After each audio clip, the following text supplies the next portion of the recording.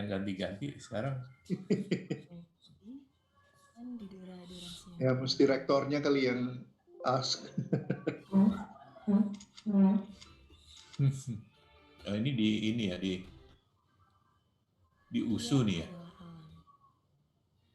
Di Marriott. Aku menaruh Mereka sentralnya operation roomnya di Marriott.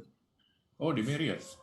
Iya, karena kalau di kampus mungkin banyak hambatan-hambatan, takut banyak wifi dan sebagainya, jadi mereka taruh di Marriott lah ya, full facilities kan ya.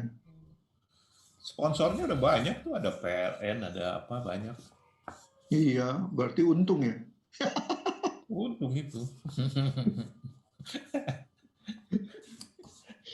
Ini kok kita Paif cuma ada berdua. Paif, belum kelihatan Paif ini. Nah ini pas siapa ini ke bawah? Udah mau mulai, yuk. Oke.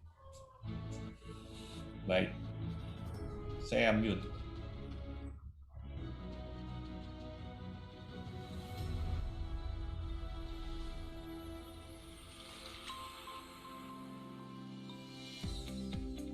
Masih iklan tapi.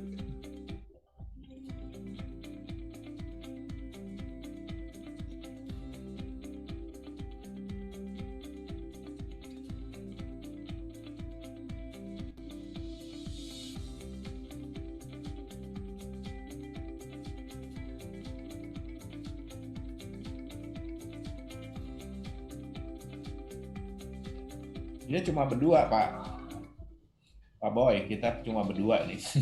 Oh iya, IPB-nya cuma berdua. Yang lain ada Bu Rektor kan mestinya. Ya ada Bu Rektor harusnya. Tapi belum masuk juga kayaknya. Nggak, kelihatannya ini miscommunication, Pak. Ya, jadi alamatnya itu tidak didistribusikan dengan baik. Saya baru dapat tadi Pak Boy yang ngasih kan? Bukan? Belum. Ya, baru dapat itu.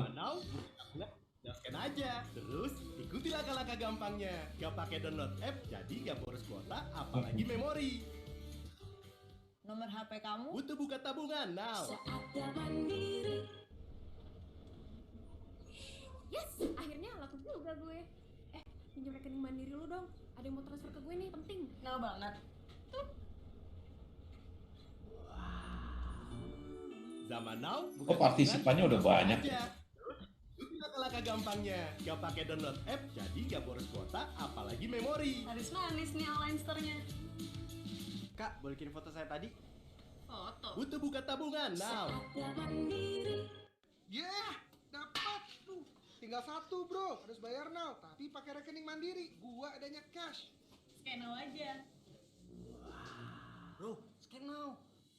Zaman now, buka tabungan, tinggal scan aja. Terus, ikuti Pagi, langkah-langkah Bapak-bapak. gampangnya. Gak pakai download app, jadi gak boros kuota, apalagi memori. Oh, pagi.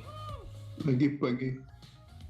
Oh, beda, sengaja beli promo dapat 2. Video saya baru Butuh buka tabungan dimunculkan. now.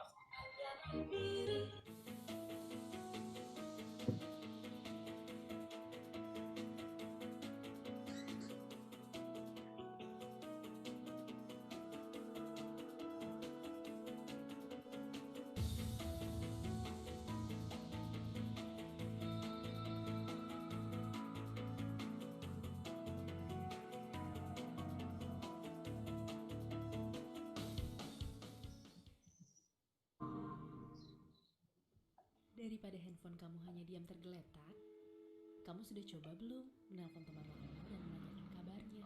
Halo Jaya, lagi pusing soal toko. Pernah nggak bantu posting dagangan baru teman kamu? Pernah coba belanja untuk mereka yang penting buat kamu? Semoga Hari Merdeka di tahun yang sulit ini bukan hanya jadi slogan semata, tapi jadi titik pengingat untuk saling membantu apa yang kita bisa untuk sesama. Kami akan selalu ada bersama kamu dan handphonemu. Sedikit di sini, sedikit di sana, sebagai satu bangsa, satu Indonesia. Pagi, masker.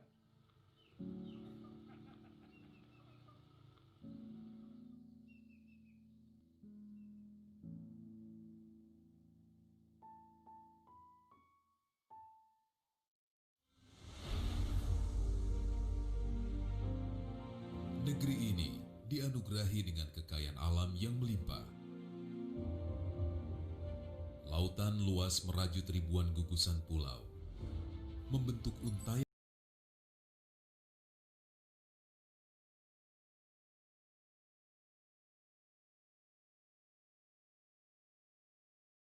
terpenting di dunia.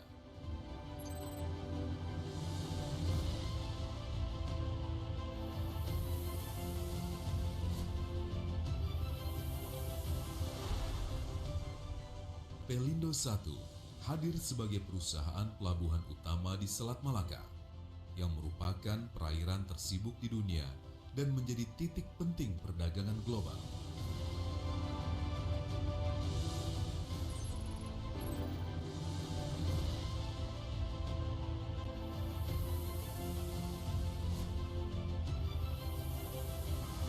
Pelindo 1, Indonesia Gateway.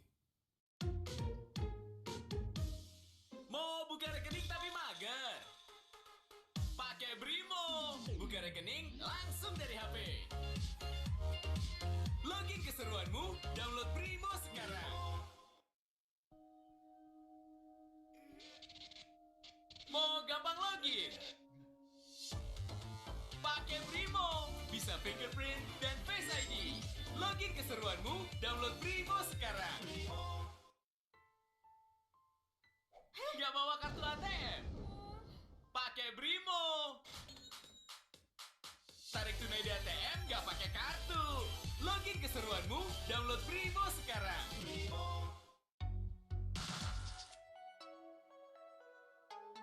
Ribet nginget nomor rekening? Pakai Brimo. Rekening bisa pakai nama alias. Login keseruanmu, download Brimo sekarang. Kami selalu ada, satukan perbedaan dalam semangat kebangsaan.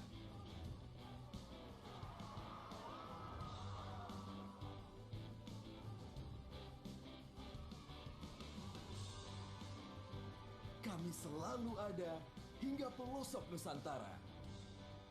Hadirkan kemudahan menjadi nyata. Kami selalu ada, wujudkan mimpi bagi seluruh anak negeri. Kami selalu ada, dekatkan hati, jadikan jarak tak berarti.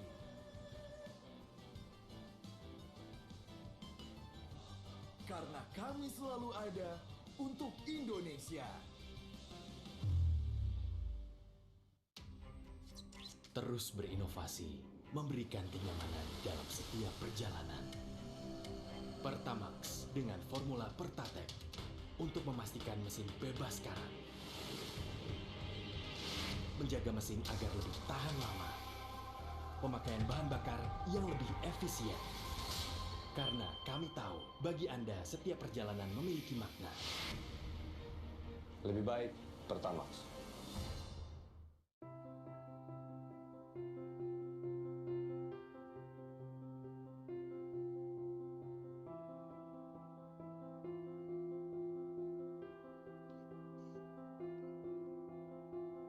Pak Wali, apa kabar Pak Wali? Selamat ya.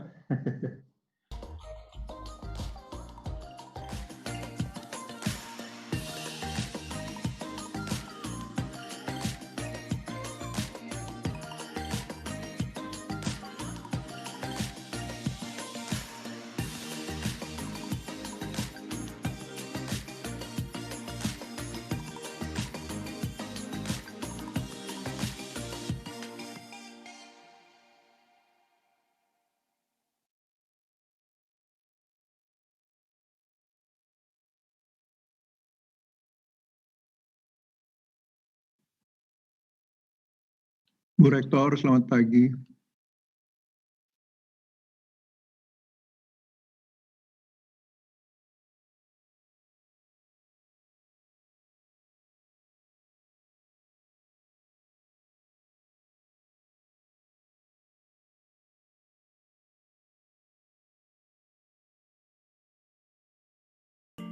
Pak Wali Kota Arif, selamat pagi Pak.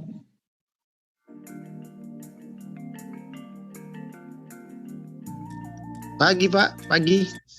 Pagi, gimana kabarnya nih? Baik, Medan hujan-hujan nggak Pak? Ya hujan panas aja Pak. Oh iya, sip.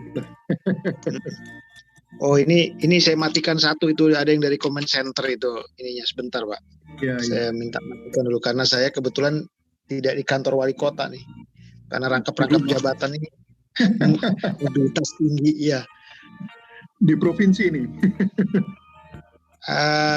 Nanti acara walaupun secara daring juga, acara dengan presiden nanti penyerahan sertifikat. Oh begitu. Ya jam 10, jadi bergerak lagi nih ke suatu tempat lagi. Kalau Pak Presiden mungkin lagi di Humbangasundutan nih. Oh iya. Dapat penghargaan apa itu Pak?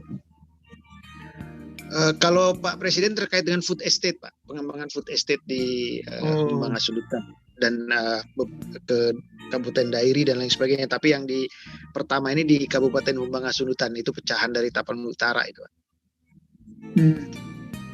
Jadi beliau ada di sana fisik secara fisik?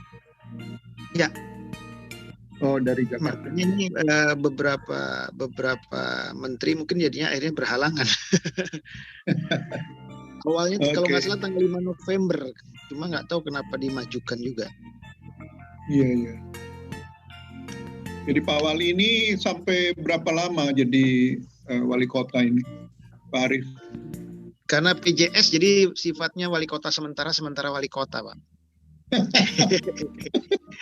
Sampai pilkada ya selesai atau apa? Enggak, sebelum pilkada Pak. Oh, jadi masa tenang 3 hari ya itu habis. Jangan sampai pas hari hanya Pak, malah pening nanti. Oh gitu. Jadi bertambah juga ini kita PJS-nya ini, ada bupati 2 orang kemarin ya. Oh iya. Oh iya betul. Lalu sekarang wali kota nih. Hebat lah. Bu Rektor ada ya? Atau belum masuk ya? 23. Kemudahan akses layanan listrik PLN. Kapan saja, di mana saja. Pak Sekda siapa lagi namanya? Pak Wirya. Iya, Pak Wirya ada di tempat Pak. Mungkin ada di ruangannya mungkin. Di ruangannya ya. Iya. Salam aja.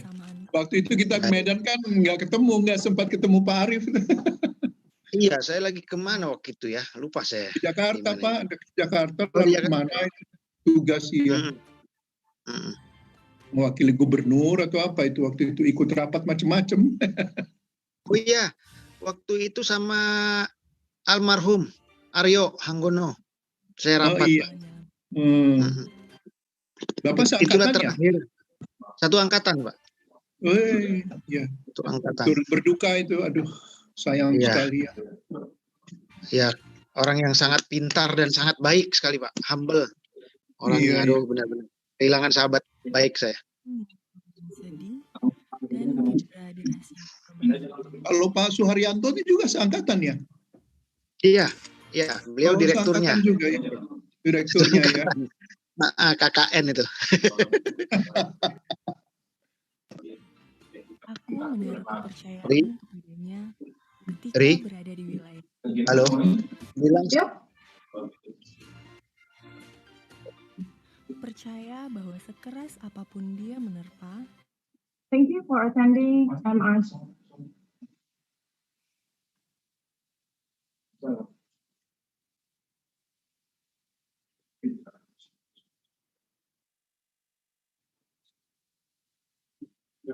Thank you for attending MRCES 2020. We will start the program shortly. Please be informed that the chat function is disabled during the sessions. We invite you to submit your questions via this link on the chat room.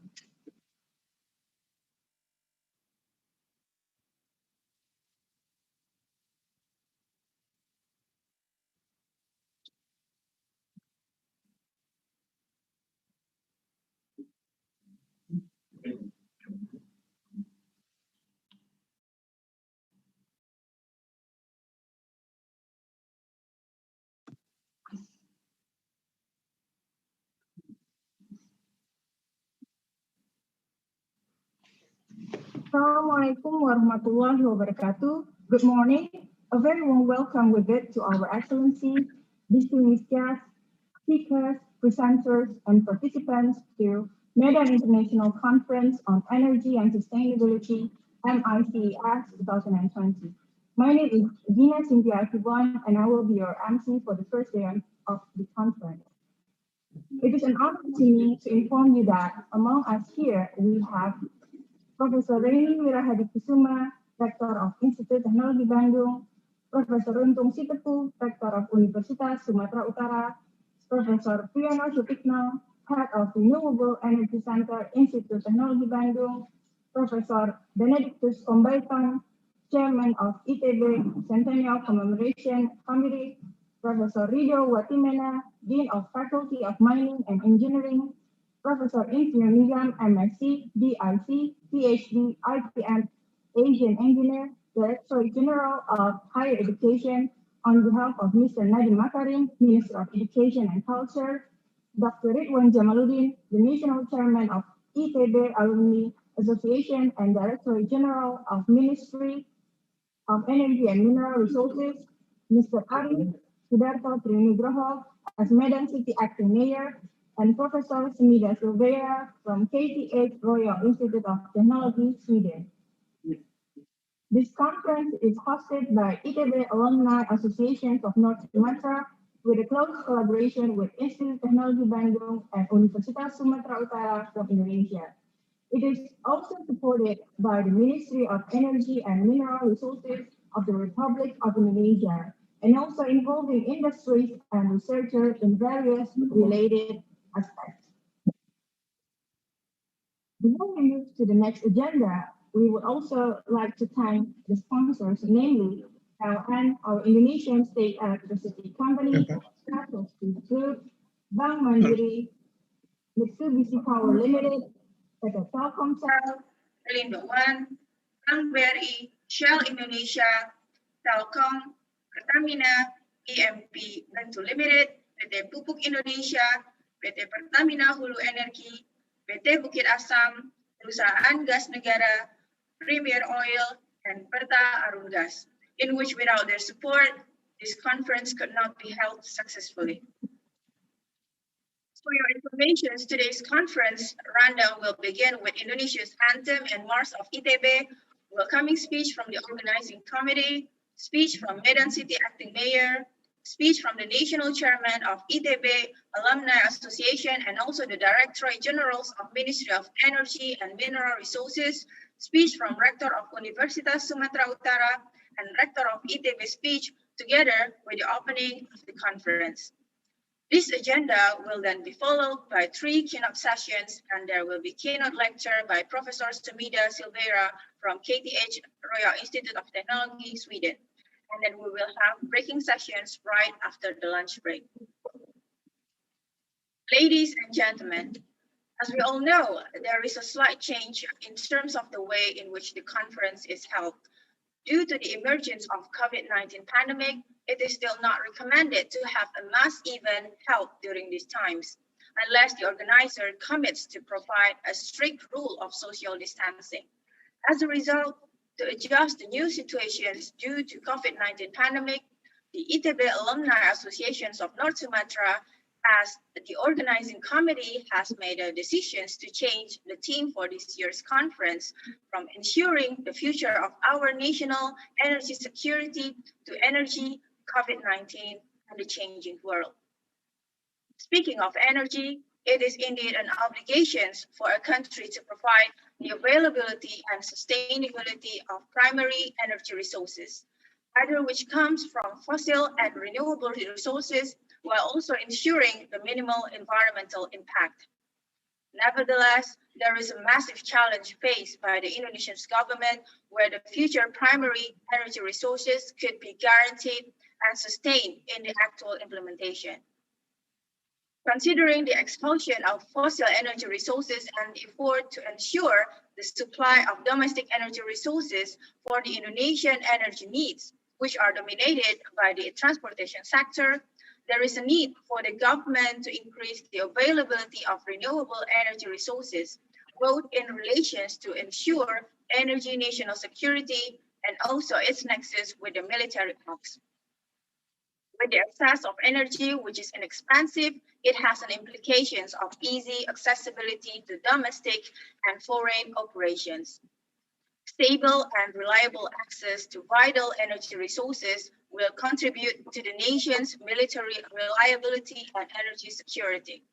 Therefore, based on the aforementioned problems, this conference is expected to bring together from academia, researchers, practitioners, and policymakers the way in which we could address the situations and also the way we could adjust the new situations after the COVID-19 pandemic in relations to gather insights and inputs from the involved stakeholders, both from Indonesia and abroad, related to sustainable energy security. Now, dear Excellencies, distinguished guests, speakers, presenters, participants, ladies and gentlemen, as we are going to listen to the anthem of Indonesia and Mars of ITB, therefore you are requested to stand during the session.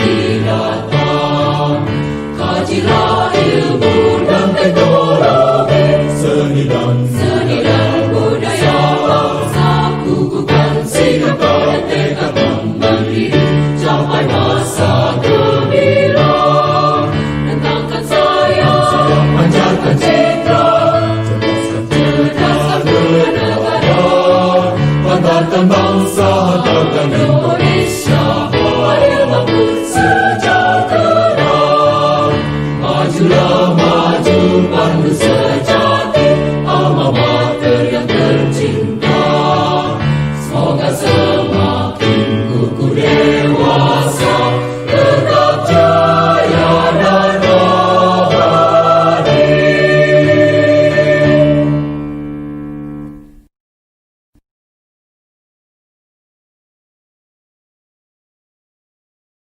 speakers, presenters, and participants, you may now be seated.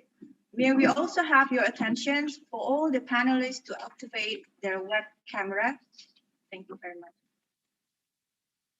Now, without any further ado, we are going to listen to the welcoming speech delivered by the chairman of Medan International Conference on Energy and Sustainability, MICES 2020.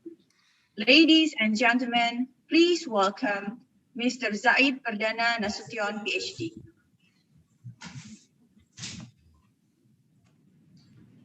Thank you very much, Ms. Gina. Thank you very much, everyone, for attending this conference. Assalamualaikum warahmatullahi wabarakatuh. Dear Excellencies, colleagues, and friends, I make the title of my speech with this: ensuring the security of our future energy demand for the omnibus law economy in the post-pandemic era.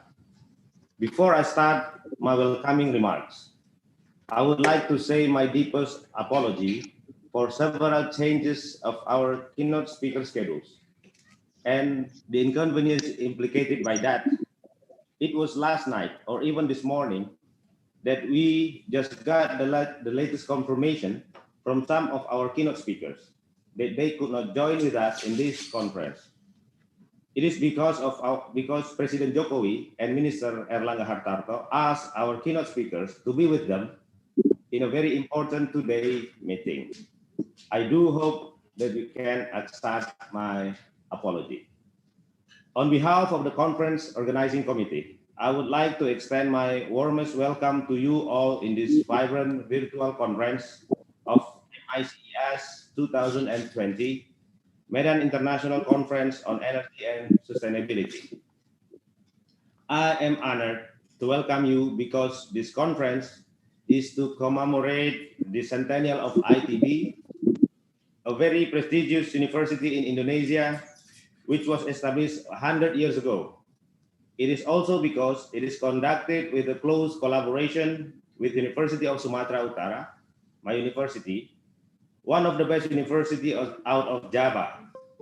Further, it is also because we have you, our speakers, our keynote lecturers, our invited speakers, our presenters and participants who come from many countries worldwide, and the expertise and experience you have that will increase the quality of the discussion and knowledge sharing in this two-day conference.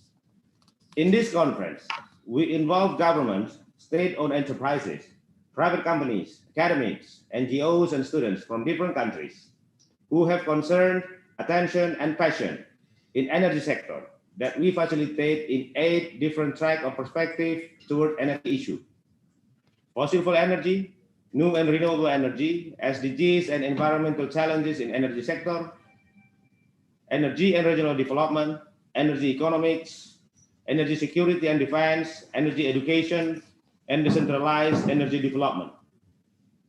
In terms of sources of energy, we reach a wide range of energy sources examined in this event: coal, oil, natural gas, wind, solar, hydro, bioenergy, geothermal, and even nuclear.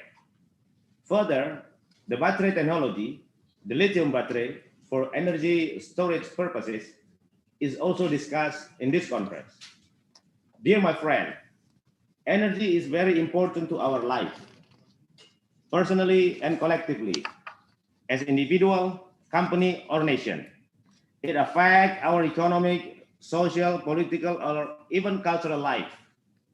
Pandemic COVID-19 has changed our life pattern, which also affect our energy production and consumption structures and pattern. We still don't know clearly what to happen in the next 5, 10, or 30 years caused by this global pandemic problem to our life as well as to our energy sector condition.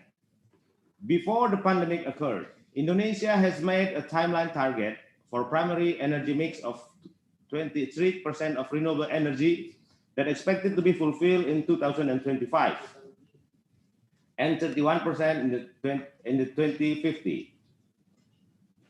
in the 2019, before the pandemic, we have targeted of 17 gigawatt of renewable energy installed capacity and 16% of primary energy mix. The report also states that in 2019, the renewable energy installed capacity was only 10.17 gigawatt. It means it was 40%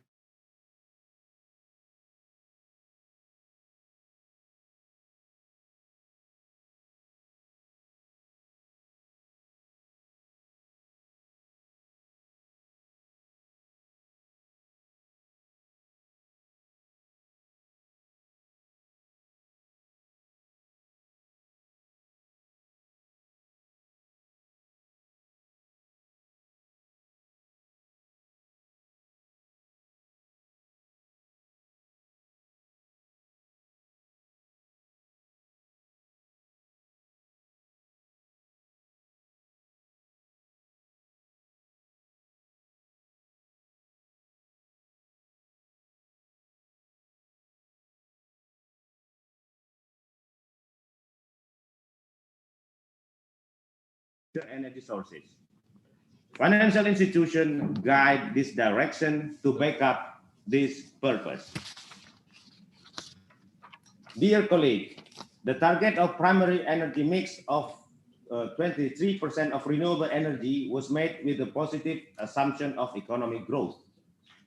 However, since the pandemic condition, we all know that our economy has decreased dramatically.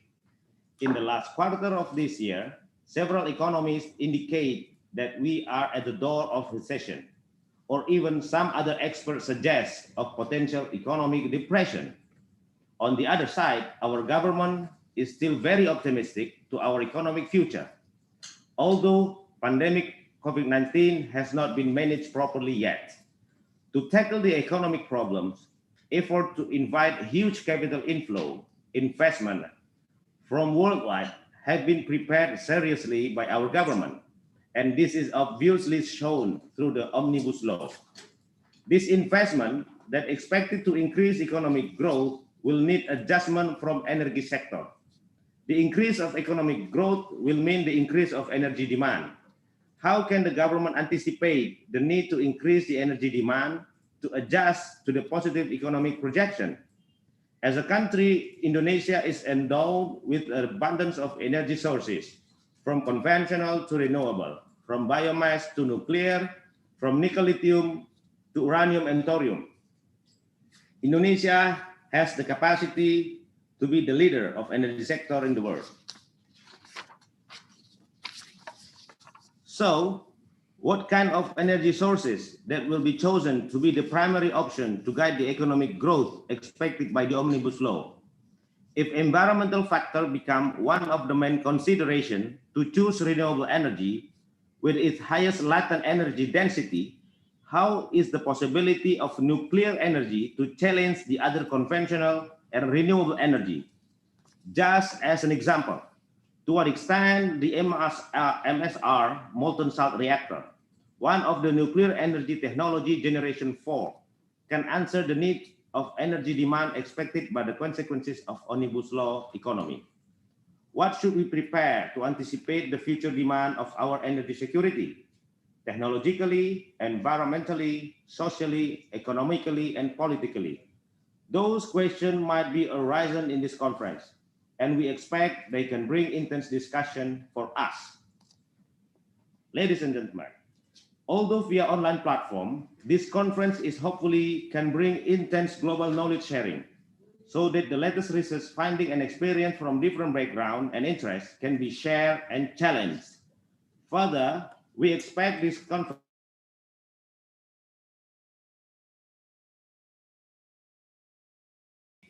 a warm environment, size, and new ideas then can be produced and developed. This conference is expected to produce insight and recommendation that hopefully can influence the result of a better energy policies, at least for Indonesia. Finally, I want to thank all of my colleagues in the conference committee who have prepared this conference with their hearts. Also to our sponsor, the diamond, platinum, gold, silver, and bronze. Without your sponsorship, this conference will not be the same.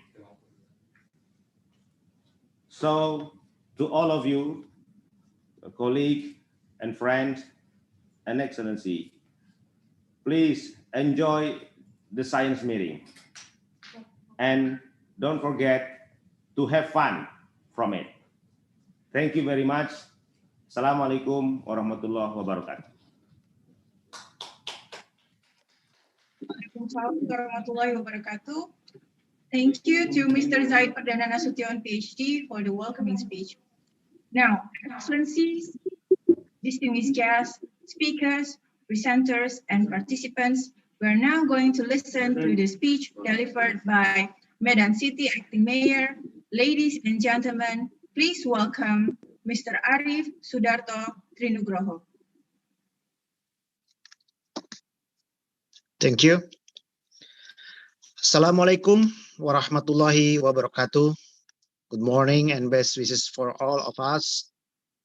The honorable ministers who become keynote speaker on the first day of this conference, that is the coordinating minister for Maritime and Investment, Mr. Luhut Binsar Panjaitan, the Minister of National Education and Culture, Mr. Nadiem Makarim, as well as the Minister of Finance, Mrs. Sri Mulyani, and also keynote speaker from other academies.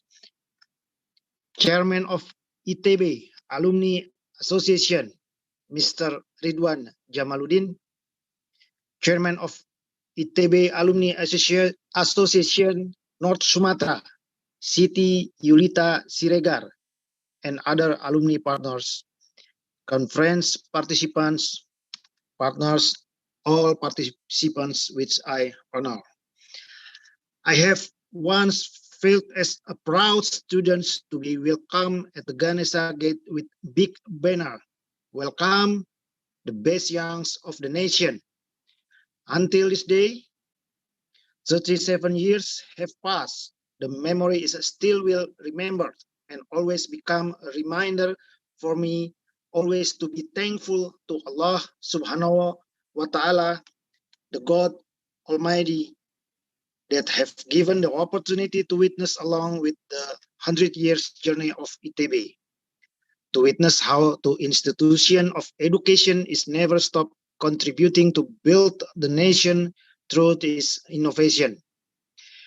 And this change, I'm very happy to give the opening speech at Medan International Conference on Energy and Sustainability with theme Energy, COVID-19 and the Changing World.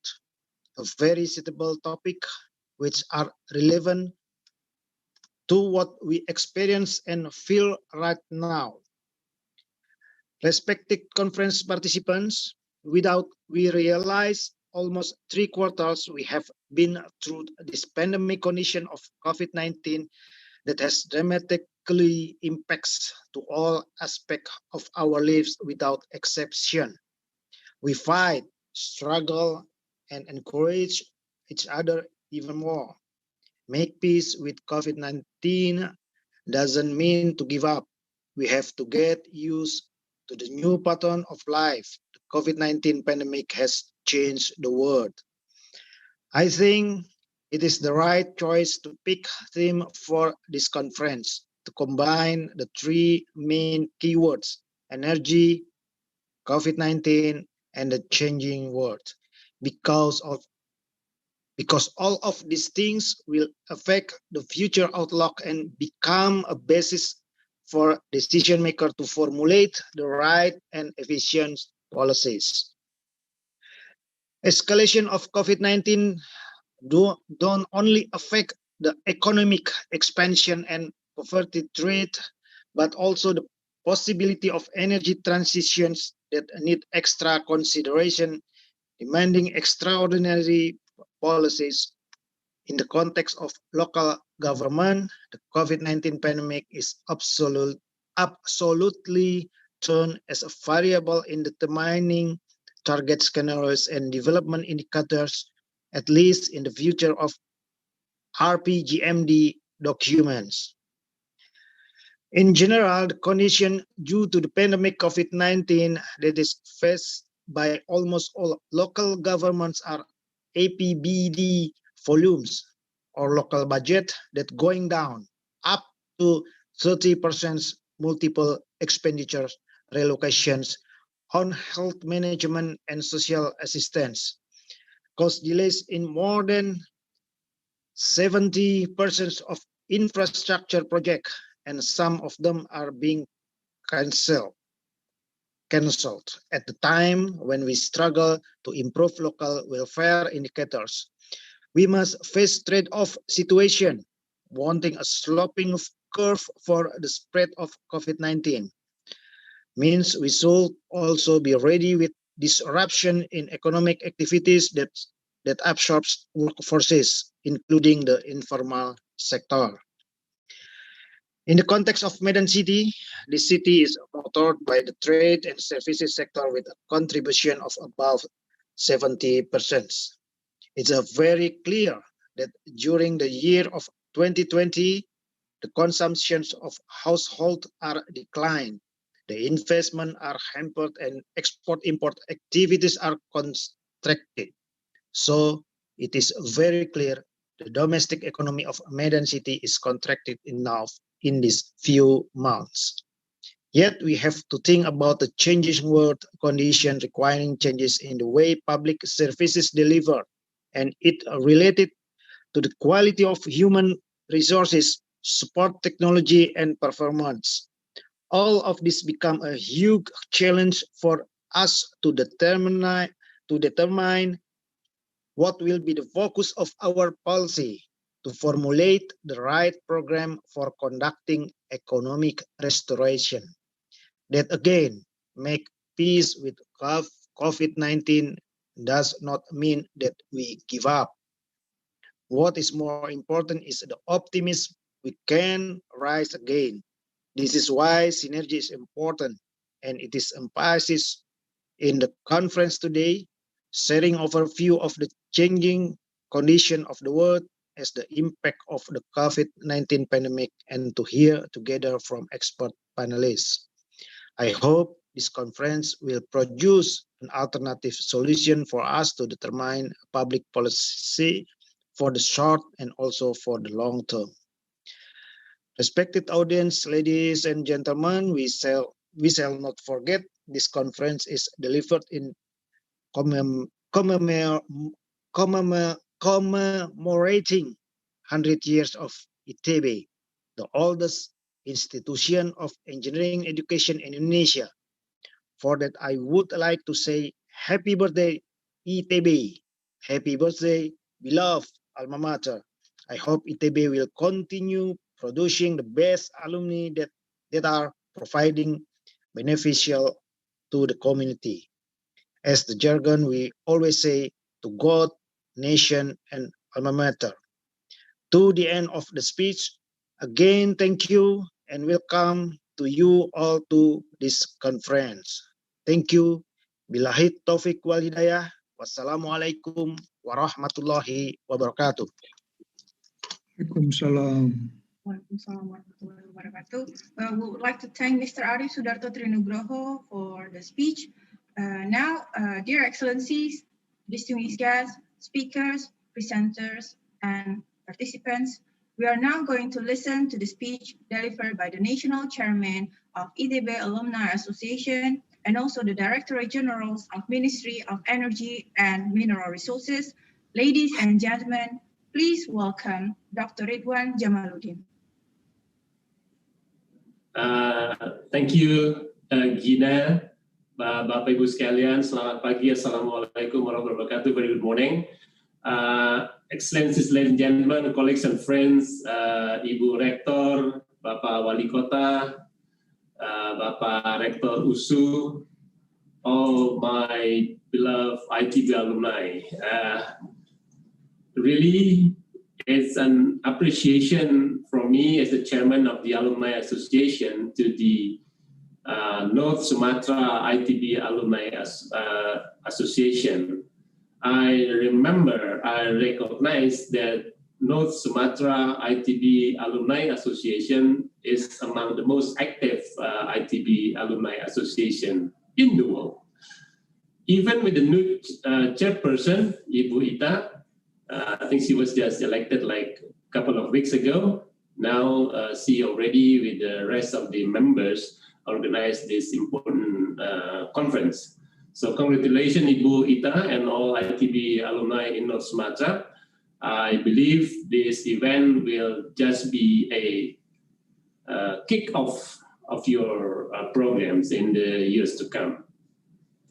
According to the conference, the topic of energy and sustainability, I think everybody in this forum believe that the energy is an important backbone of human life, and sustainability is a very important topic in the world as a whole. Everybody wants their program to be sustainable, but to achieve that, it's not very easy because the world now is very dynamic.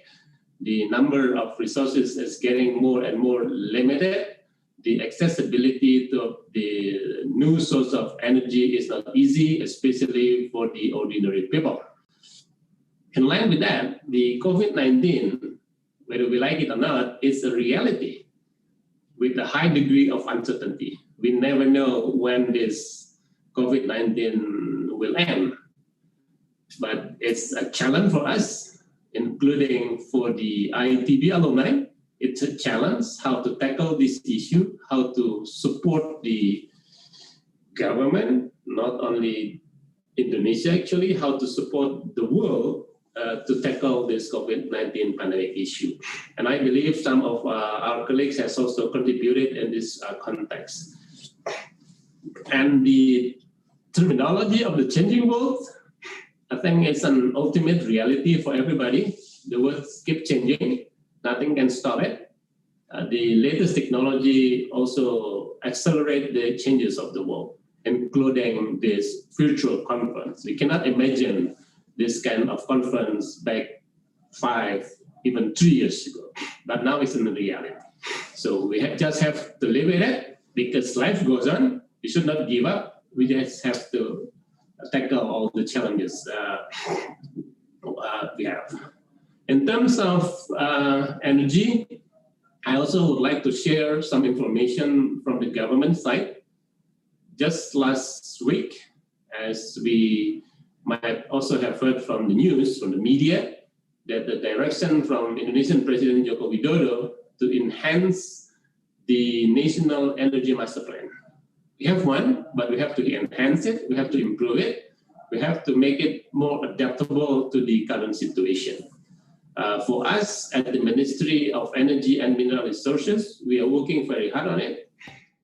We only have very short time, not more than 1 month. We have to finalize the new National Energy Master Plan. So again, I also would like to invite my ITB colleagues as well as colleagues and experts from North Sumatra, from Universitas Sumatera Utara. If you have any input, if you have any ideas in terms of National Energy Master Plan, or inputs or suggestions are welcome. But in reality, energy sustainability is not very easy, especially for Indonesia. We have enough energy. We have to optimize our available resources, but on the other side, the effort to increase the new and renewable energy resources is becoming more and more important, although the investment for that sometimes is not economically viable. So what we have to do is to improve the technology, to improve our knowledge, so that the new and renewable energy become at an affordable expenses. Besides the resources, I would also suggest that ITB, the community in North Sumatra, should also make more campaigns on changing of our lifestyles and energy consumption. We should not think of energy resources or energy availability alone, but we should also think of energy conservation. In the future, the availability of energy at affordable expenses will be becoming more challenging. So that's among the homework for us in this scientific community. To conclude, I would like to again congratulate ITB for its centennial anniversary. I saw Pak Boy Kombaitan as the chairman of the organizing committee is also with us. So I think with this 100 years of experiences, ITB should also contribute more to the nation. On the other side, we as the alumni should also contribute more to our alma mater. My appreciation to University of North Sumatra, USU, for the Medan municipality. Pak Arif, thank you for your speech.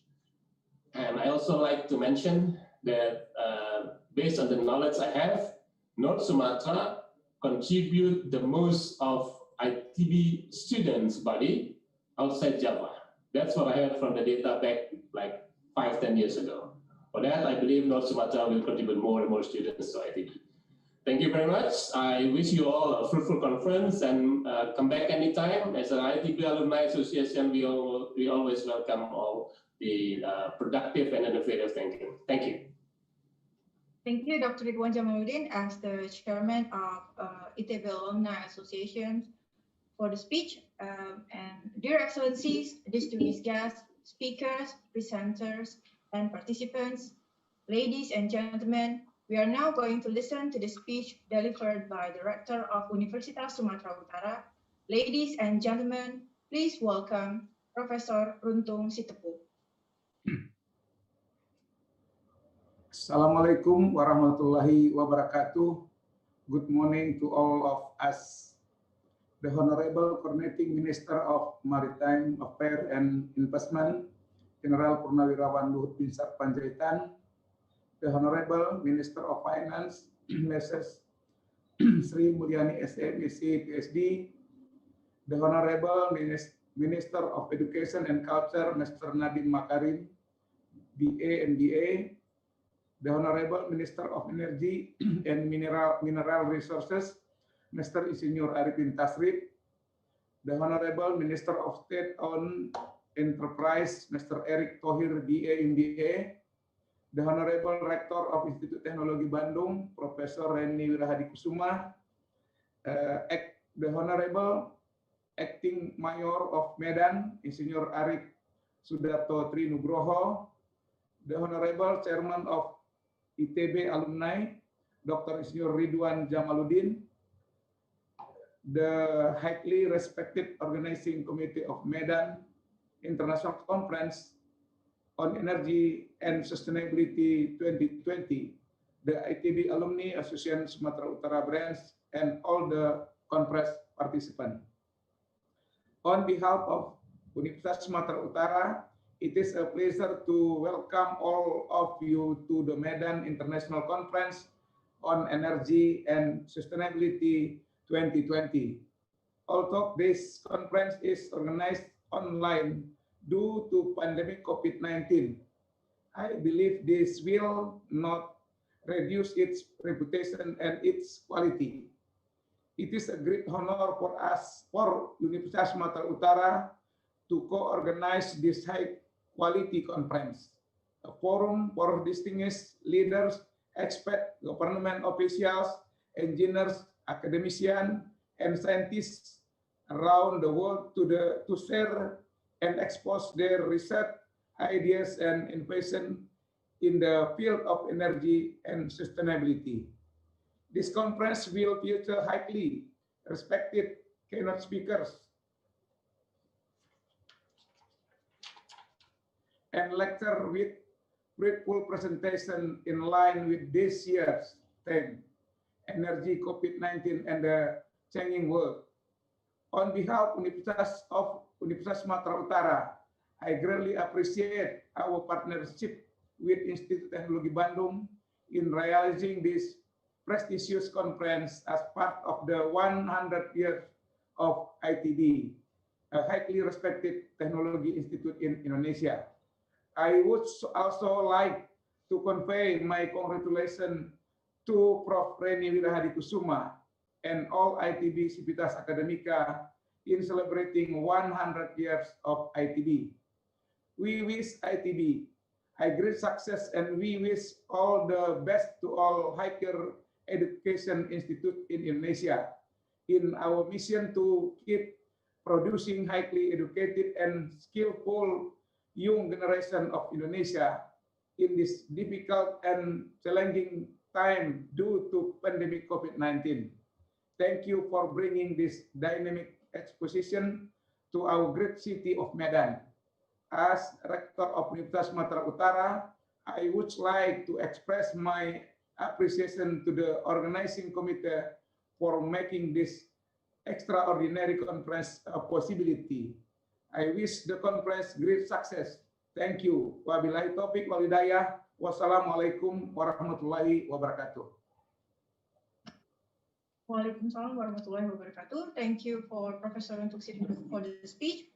Now, dear Excellencies, distinguished guests, speakers, presenters, and participants, we are now going to listen to the speech and also as the symbol of the official opening of the conference delivered by Director of Institut Teknologi Bandung.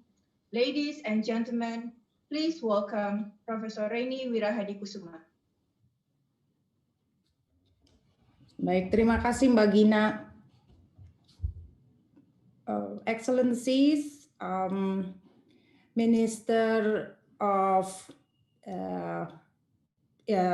SDM, who is represented by the Directorate General of Electricity, and also our alumni chairman of ITB, Dr. Ridwan Jamaluddin. Excellency, the acting mayor of the city of Medan, Bapak Arif Sudarto Trinugroho, Rektor Universitas Sumatera Utara, Profesor Runtung Sitepu, Profesor Nizam, and also we have with us our colleagues from ITB, Profesor Priyono Sutikno, Professor Boy Kombaitan. I also see Professor Rido Watimena and other colleagues from ITB. Distinguished guests, keynote lecture speakers, invited speakers, paper presenters, and all participants of the Medan International Conference on Energy and Sustainability in 2020. Assalamualaikum warahmatullahi wabarakatuh. Warmest greeting from Bandung, Indonesia. It is both a privilege and honor for me to join all of you today for this conference.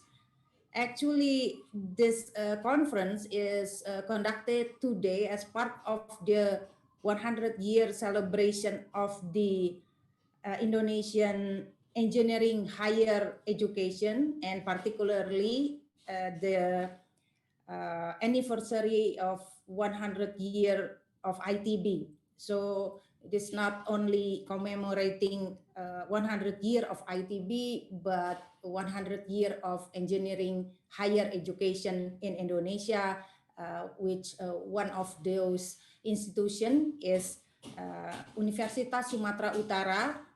Selamat ya, congratulations for your 68th anniversary just last month ya Pak Runtung. Semoga maju terus Universitas Sumatera Utara. Let's strengthen our friendship and our collaboration between Universitas Sumatera Utara dan Institut Teknologi Bandung. So Institut Teknologi Bandung, which I am represented for the next 5 years, is an adaptive learning organization. So especially during this COVID pandemic period, we are learning by doing. So it is also shown in our plan for the next 5 years to be a locally relevant and globally respected university. So we would like to be an institution who is very, very locally relevant. So in our 100-year journey, ITB has a long standing as the leader in advancing science, technology, art, social, and humanities. But we also would like to continue to share our value and significant contribution to Indonesia's development, our beloved country, and also international networks.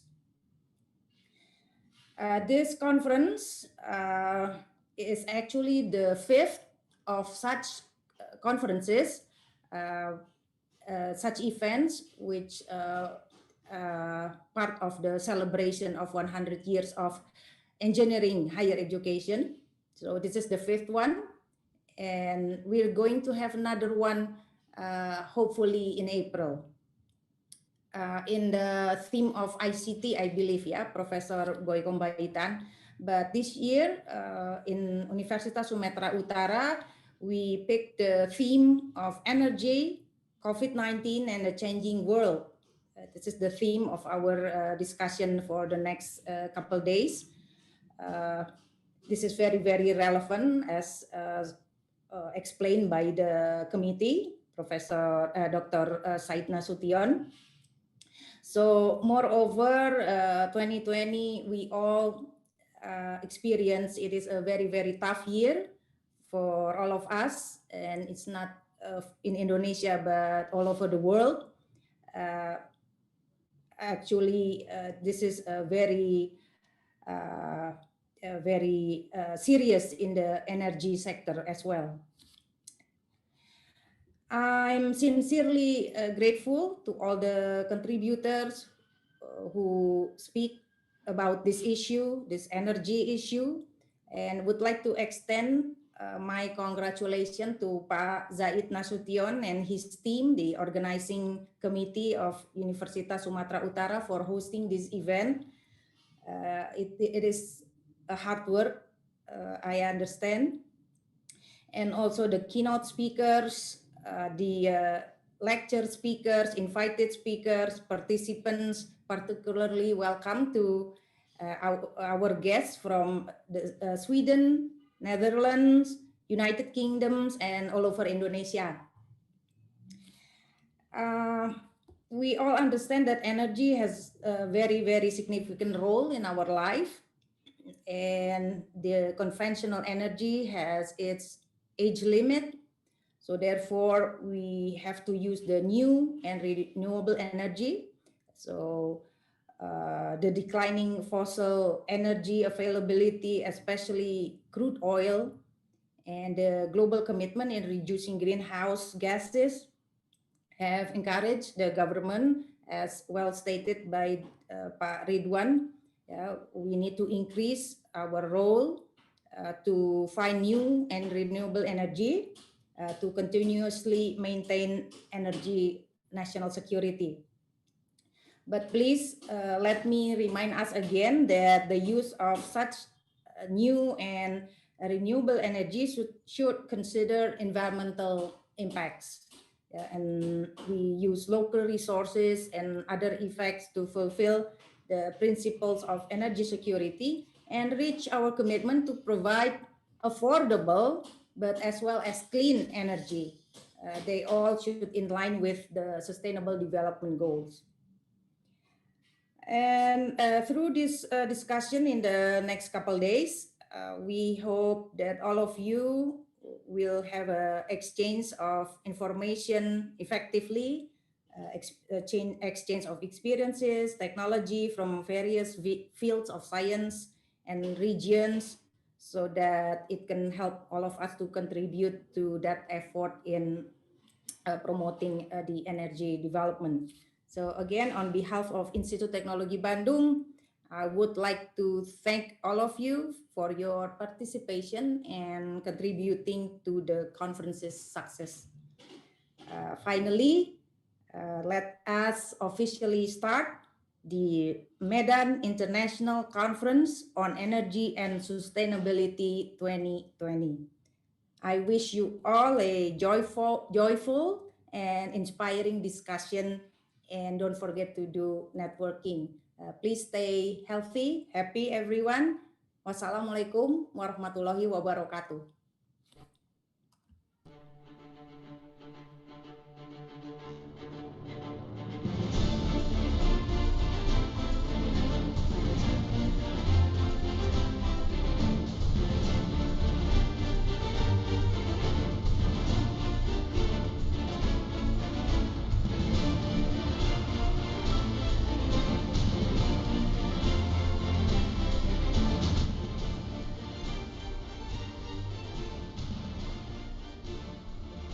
Okay, thank you very much to Professor Ibra Hadikusuma for the welcoming speech.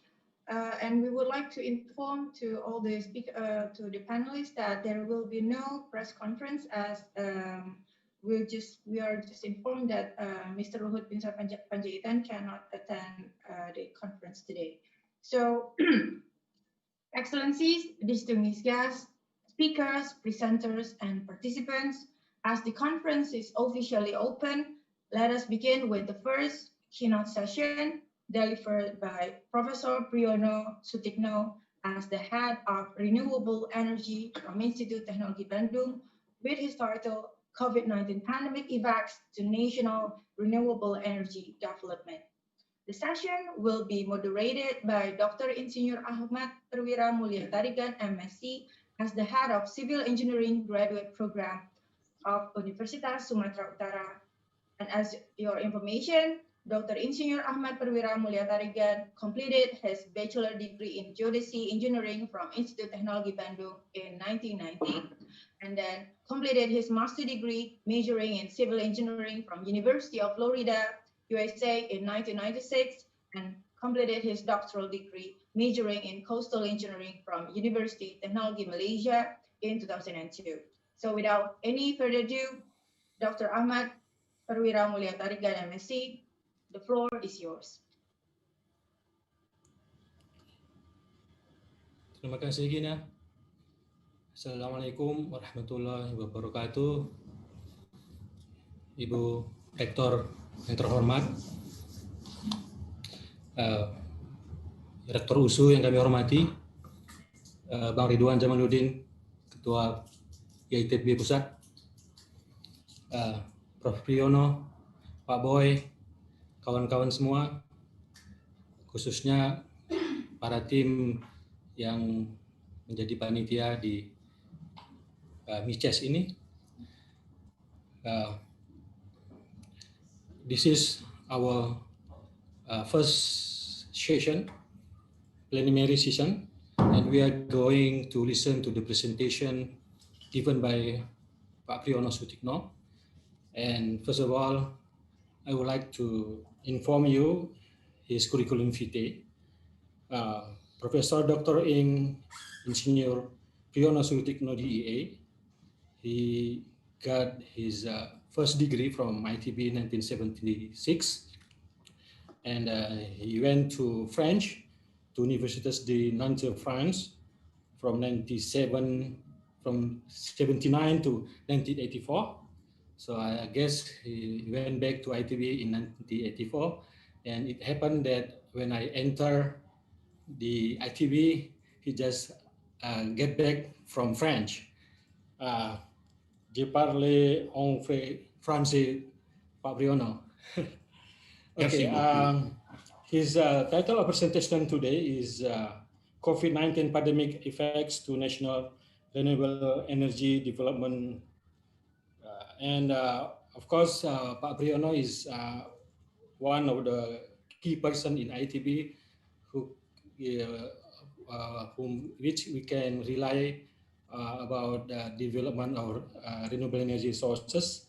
And then he is now in ITB is the chairman of Graduate Program Commission in the Faculty of Mechanical and Aerospace Engineering. He is also a senator at ITB from the Faculty of Mechanical and Aerospace Engineering.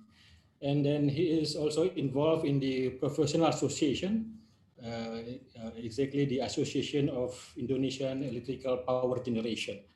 So I think we believe that Pak Priyono is the right person to talk about the COVID-19 pandemic effects to national renewable energy development. So avoir une bonne presentation, Pak Priyono. Have a nice presentation. The time is yours, please. Yeah.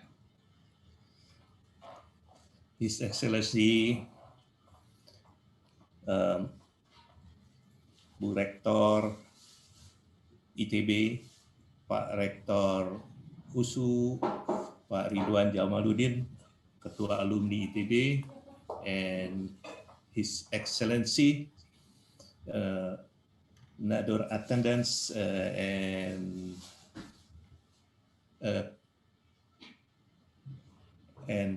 another. Please, Assalamualaikum warahmatullahi wabarakatuh. Salam sejahtera buat kita semua. Please allow me, I will share my presentation.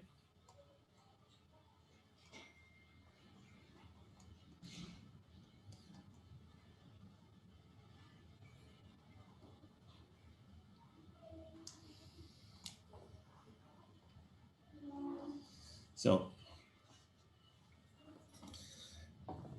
ladies and gentlemen and distinguished guests, this title is very hard for me, but I will going to try to explain about this effect.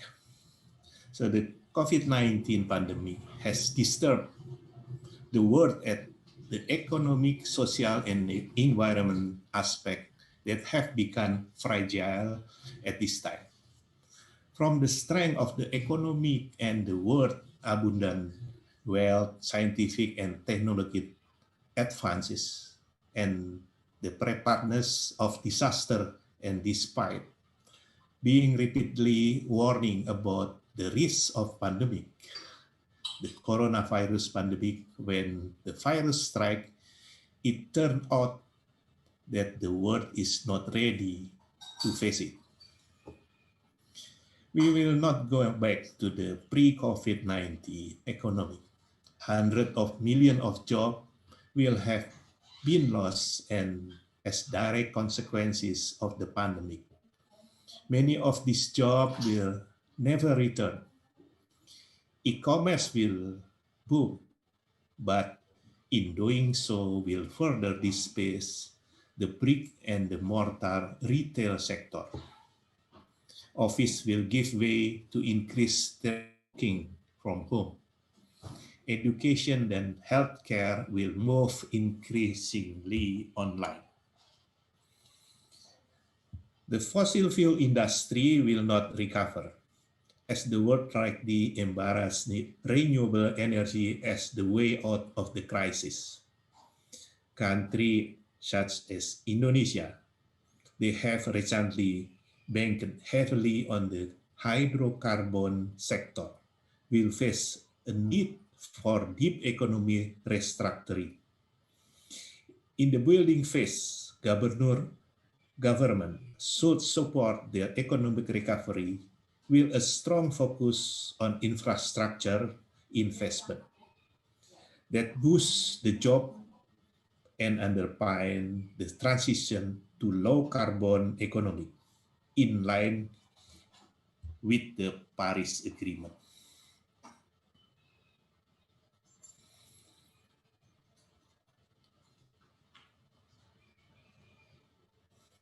In general, with respect to the world situation, the cost of the latest renewable energy generation has fallen sharply of the past 10 years, lower than even the lowest cost fossil fuel generation. This reduction in costs is built on by technological advances, supply, and learning from previous renewable energy generation. Efficient business climate and proper regulation have huge role in encouraging the development of renewable energy market efficiently, which can surpass costs of fossil fuel.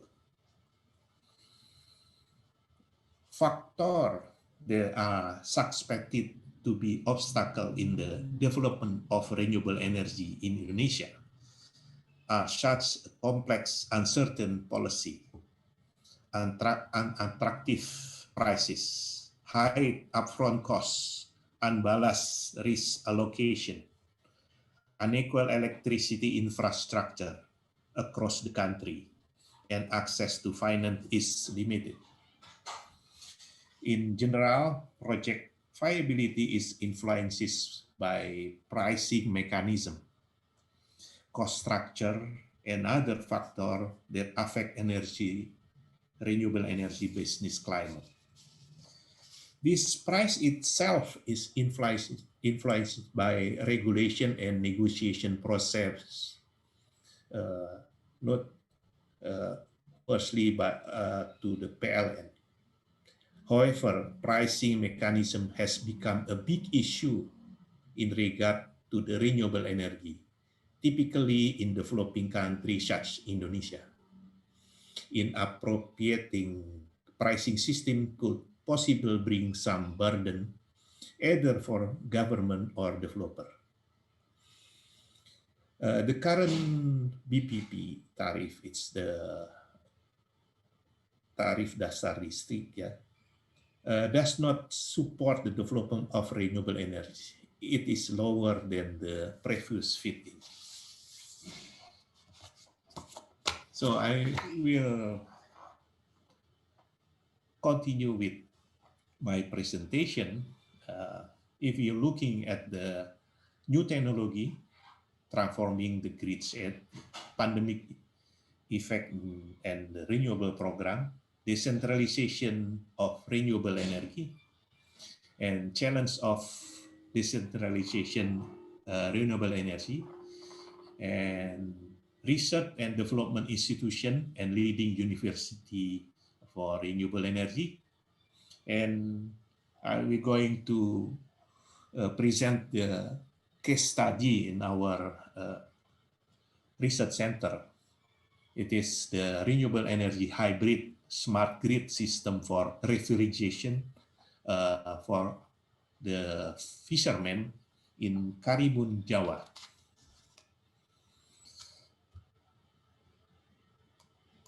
Okay, if we look at the new technology transforming the grid edge, that is the electrification, digitalization, and decentralization. So we highlight in the decentralization. So the key technology is energy efficiency, solar PV, distributed storage, and microgrid, and demand of response. There is the decentralization. Then the future system will provide additional role for the grid and incorporate many custom technology. It means that the digitalization will involve very deep in this system. And we remark also the electric vehicle, it will be deeply or needed to cut the transportation pollution. So we also have to look about the energy efficiency and renewable energy. We have the challenge, opportunity, and impact. So the challenge, the economic development and growth, energy. Sorry, I have to remove this.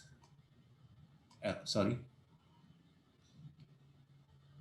Yeah, and energy security, of course, the foreign energy dependence, energy availability.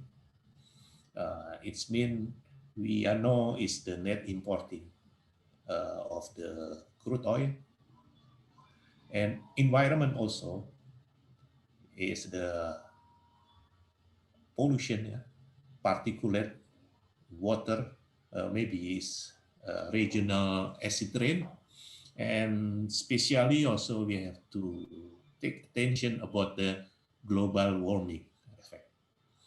What role can energy efficiency and renewable energy serve in meet of this challenge? So the efficiency in all building, industry, and transport have to be attentively we do this in this area. So we have also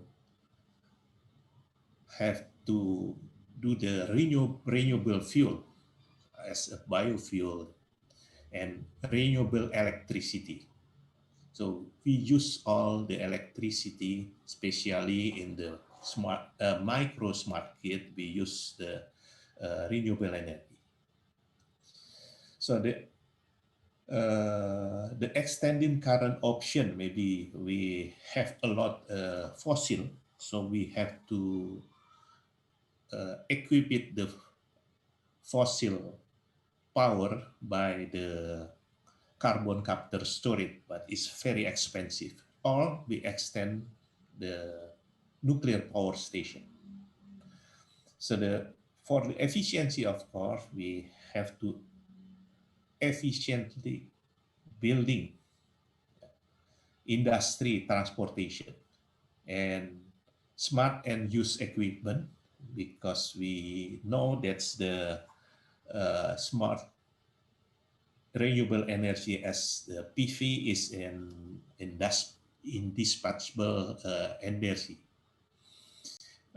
Maybe we have to move to the plug-in hybrid or directly to electric vehicle, and we have to build many smart charging stations, of course. So then the technology also we have to regard in deep is both the renewable energy and energy storage. We know that the renewable energy at the solar energy and the wind is intermittent and dispatchable power. So we have to have the energy storage. Renewable energy as biomass, geothermal, hydropower, ocean energy. But to do the less heavily is we use the solar photovoltaic smart grid and battery storage.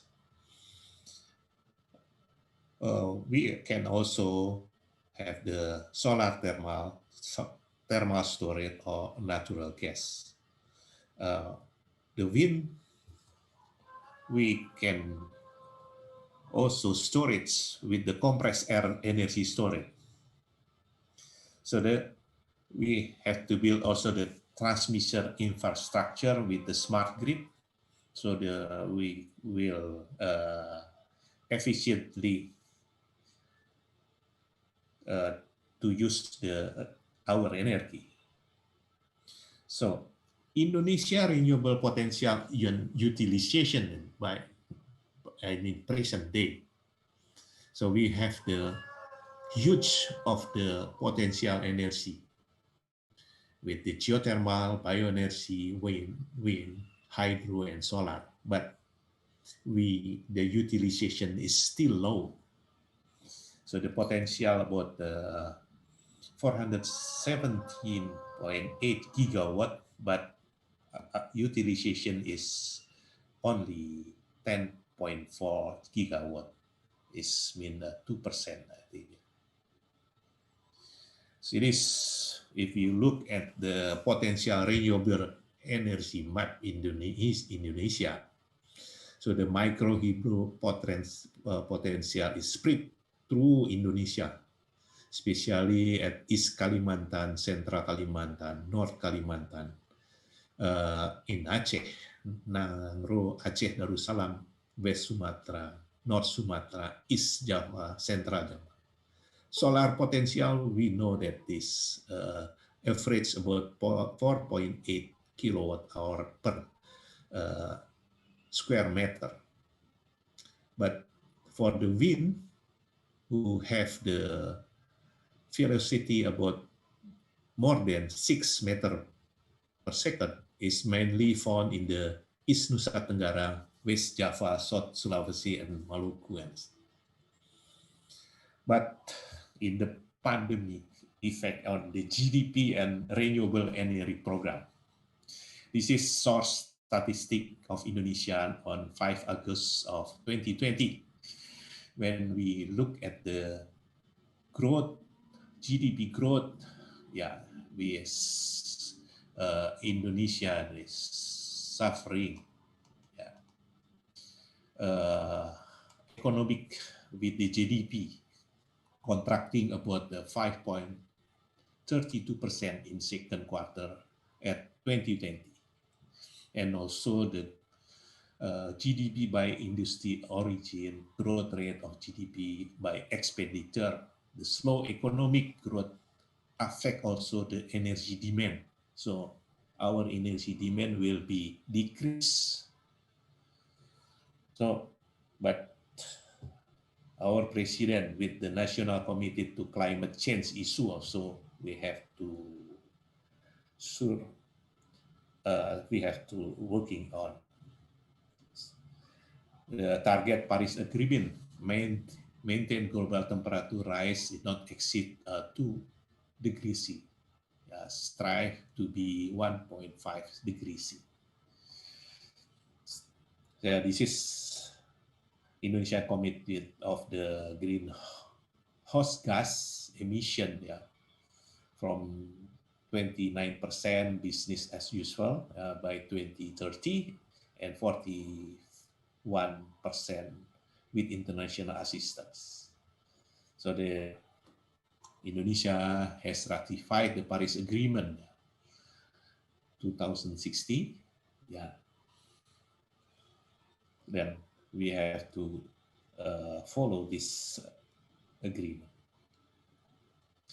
In national energy policy, the government regulation of number 79 of 2040, so the renewable energy, new and renewable, should be 20% of total energy we use. So then it is can be we reach this number or not. But it's very hard to attain this number, but we have to still optimize that our renewable energy will be increased. This is energy transmission, also to lowering CO2 emission, mainly promoting renewable energy. Indonesia has abundant resource of renewable energy, hydropower, geothermal, bioenergy. Ocean is not yet exploited, wind and solar energy. So with this abundance of resources on renewable energy, I think we have to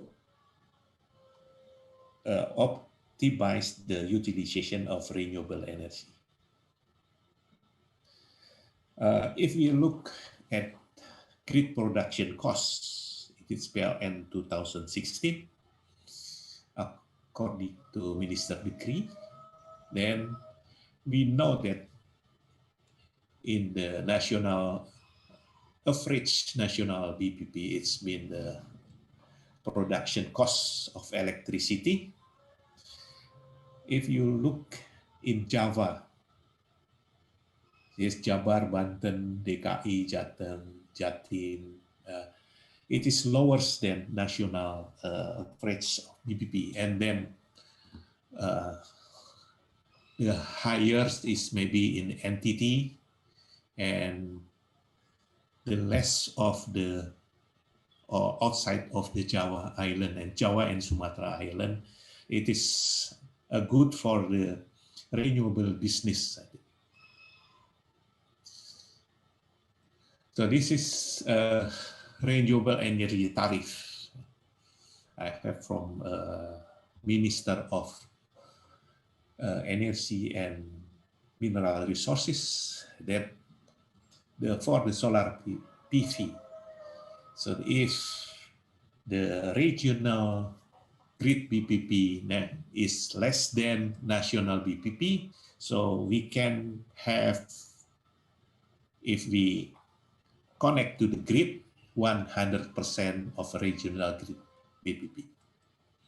And then I have looked in the national grid BPP more than national, regional grid BP more than national BPP. So it's only 85% we can pay from PLN, yeah, if you connect to the grid, or we can sell also to the society, yeah. And So this is. You have 5 minutes left. Oh, I'm sorry. So, what is the solution? Is the decentralization of renewable energy. The challenge for enhancement or utilization of renewable energy in Indonesia are the energy subsidized from the government has become need for the most of the people. Okay, the influence of subsidized to community life still is significant. So, proven local renewable energy technology, especially for big-scale commercial use, are very limited. Most of R&D budget in the country so far depend on the government budget, while the government R&D budget was small. So the solution may involve the microgrid, so the transmission electricity grid or the energy sharing platform, where new low emission technology can be readily integrated with the existing infrastructure and hence uptake of renewable energy while reducing the infrastructure costs. So the new word is the distributed solar electric storage, energy vehicle, bidirectional energy flow, wind and solar farm, and more resilience and lower CO2 system. So that's the benefit of smart grid is, of course, the higher customer satisfaction. Maybe we can fulfill this one. Improve reliability, shorter outage, customer energy over the cost saving, yeah. High security and timely renewable. So the smart microgrid and renewable energy remote in isolated area, increasing of renewable energy, diversification in electric generation, reduction in carbon emission. So then enhanced capability of electricity network with the increase of renewable energy, communication between network and various type of electric generation can be fulfilled. Providing service for customer at remote isolated area, it can be also servicing. Yeah, so the key, the solution is smart microgrid could efficiently control integration of renewable energy. So if it's only 5 minutes, I will, this is the challenge of decentralization renewable energy. In many projects of the government project is implementation sustainability. So equipment is successfully installed, but lack of technical sustainability because in the region or rural area or remote area, there is lack of the technician. Lack organizational sustainability, no institutional implemented that. Lack of social sustainability because no applied participatory approach to involve the community at all project phases. Lack of financial sustainability because the fee is insufficient to pay for the real costs. So in this case, we should give the training to the people to use the electricity for productive use of electricity for added value. Lack of economic sustainability because productive activity to be the prioritized. Lack of environment sustainability, because in some country it's being flooded, so we have to be careful also with many flooded in the last month of last year. So what we have to do is incentive to support renewable energy. Of course, it is financial incentive and fiscal incentive. This is maybe it should be taught from the Minister of Keuangan, yeah. Yes. Then, the research and development institution and leading university work on renewable is there is many activity R&D activity in renewable Indonesia conducted most by public university and R&D center or research development center under departmental, the non-department research institution, yeah, coordinated by Ministry of Research and Technology. R&D activities are also carried out by the private university. In the last, yeah. Your time is yeah. Up. Okay, I will only one slide. So, in our research center, we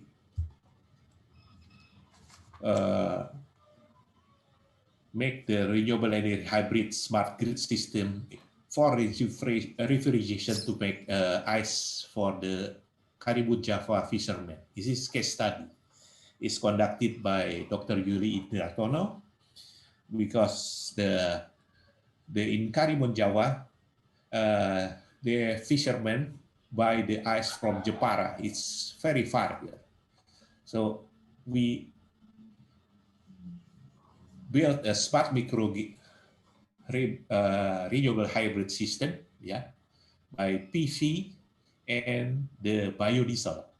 The biodiesel from the Nyamplung, yeah, for the ice maker, for the fishermen. And this is consists of the battery and bidirectional inverter. This inverter, it's has the smart grid here with the renewable energy fuel. And this, the local people is happy, the fishermen is can conserve their fish. Yes, this is, and then, yeah. So the renewable energy hybrid smart grid system for refrigeration to make ice for Karimun Jawa fishermen. The system smart grid based on the renewable energy of PV-based diesel engine can continue to feed ice maker. And this is sustained because the local people can manage the maintenance and can manage also the turnover of the money for the maintenance and for development. And thank you for this precious time. Thank you. And thank you for listening my keynote speech, but it's not enough time to explain all in our what we are doing. Thank you very much. Wassalamualaikum warahmatullahi wabarakatuh. Waalaikumsalam warahmatullahi. Thank you, Prof. Priyono Sutikno. It is very interesting and inspiring presentation. And now we are going to have like a 5-minute answering and question session. And before I read the question from the audience, I would like to inform you that also USU has made an experiment of reactor biogas from POME, palm oil mill effluent. I understand that there is a professor called Prof. Irfan. He's from Chemical Engineering Department. He made an experiment of a bioreactor from the palm oil mill effluent, and he got a patent for his achievement. So this is just what you call information for you, Pak Priyono, that USU also involved in any kind of experiment. Thank you. Okay.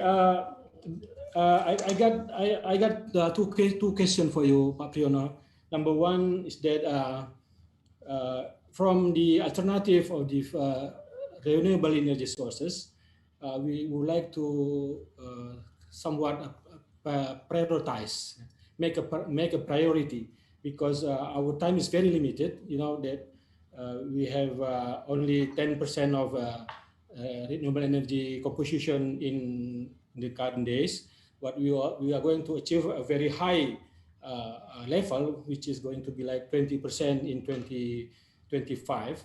So what do you suggest for the prioritization of the renewable energy sources? Is it you are going to choose that solar energy is going to be the first priority, or you are choosing hydropower?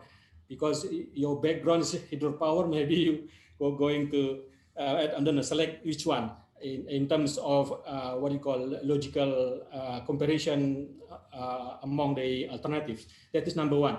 Number two, when you talk about the smart grid, are you thinking of the allowing private sector to involve in the movement? I mean, if you make a microgrid, then is it going to be a chance for the private sector beside PLN to produce and sell electrical power to society, to community?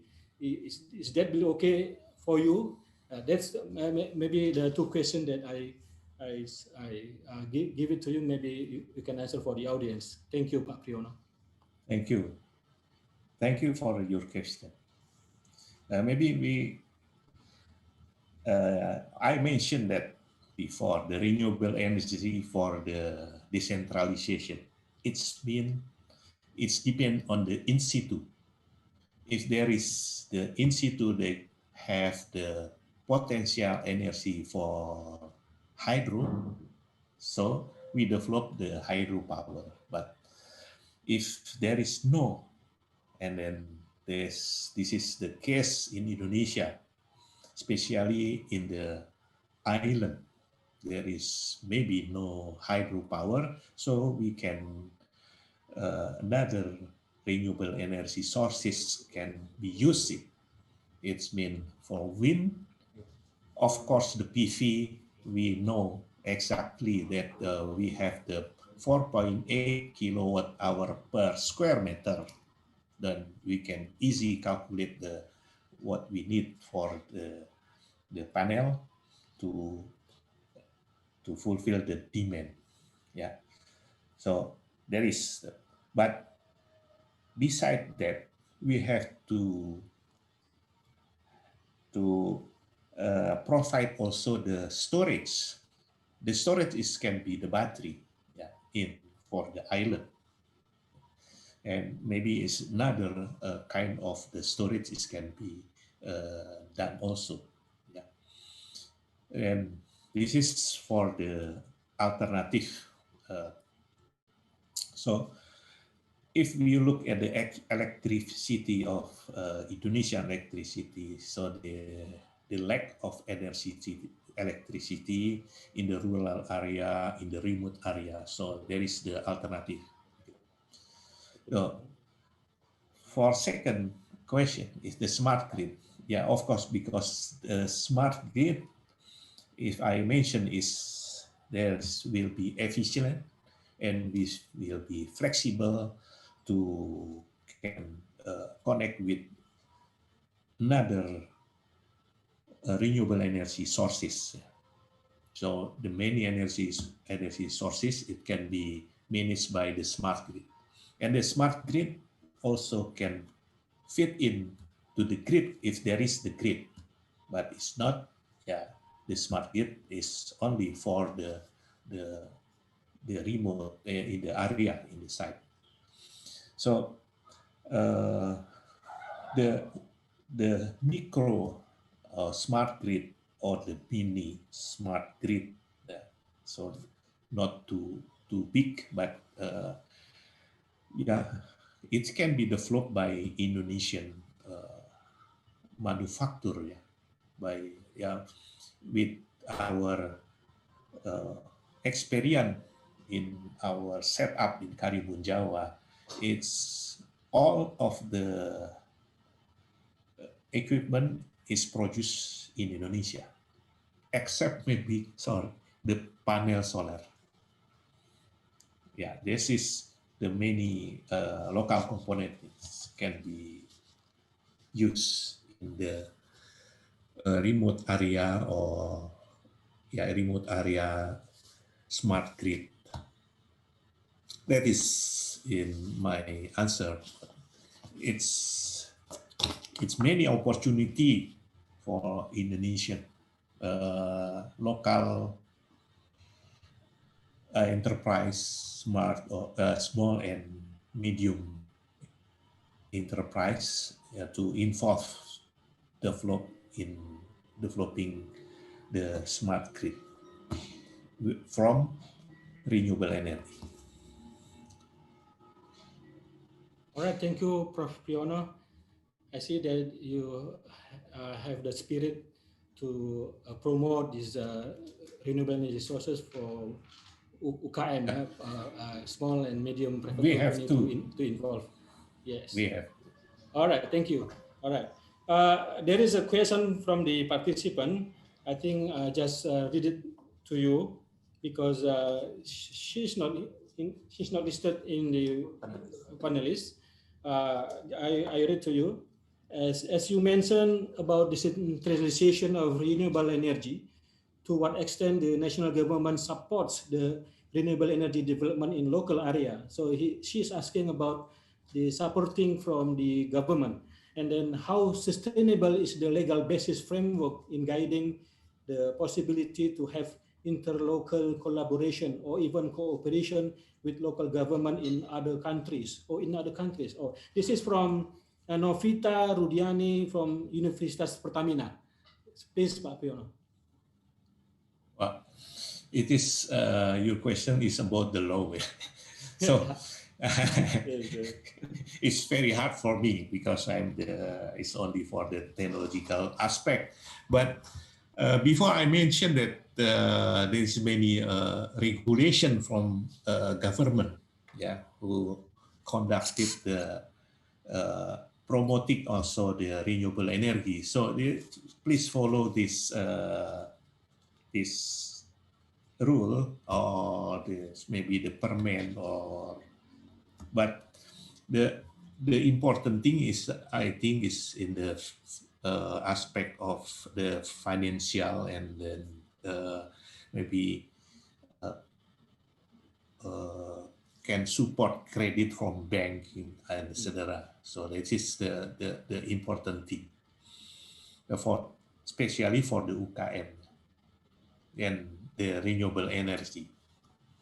So then I think this is the important, but I'm not expert of this. So the financial incentive and fiscal incentive. This one of the key if you want to develop the renewable energy. But not all. We want all the equipment.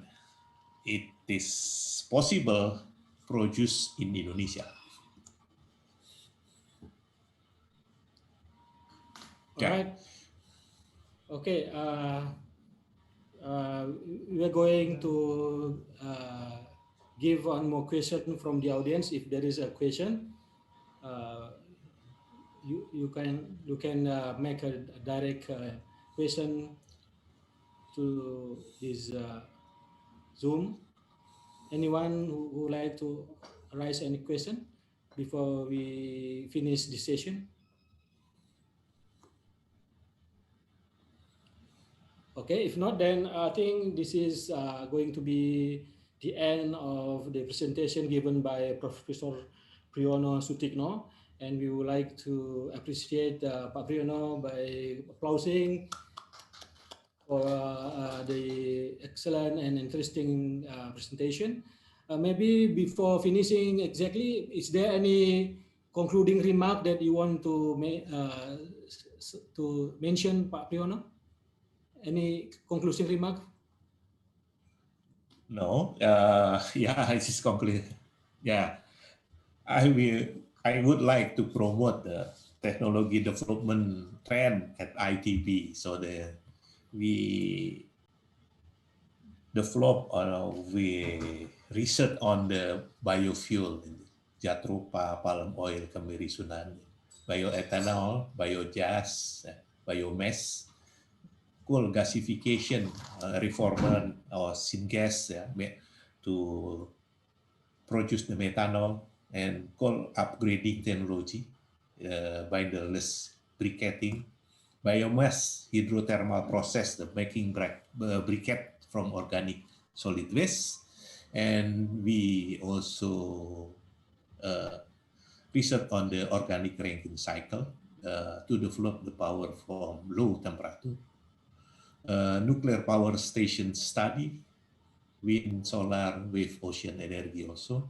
And in my case, of course, my specialty is hydropower.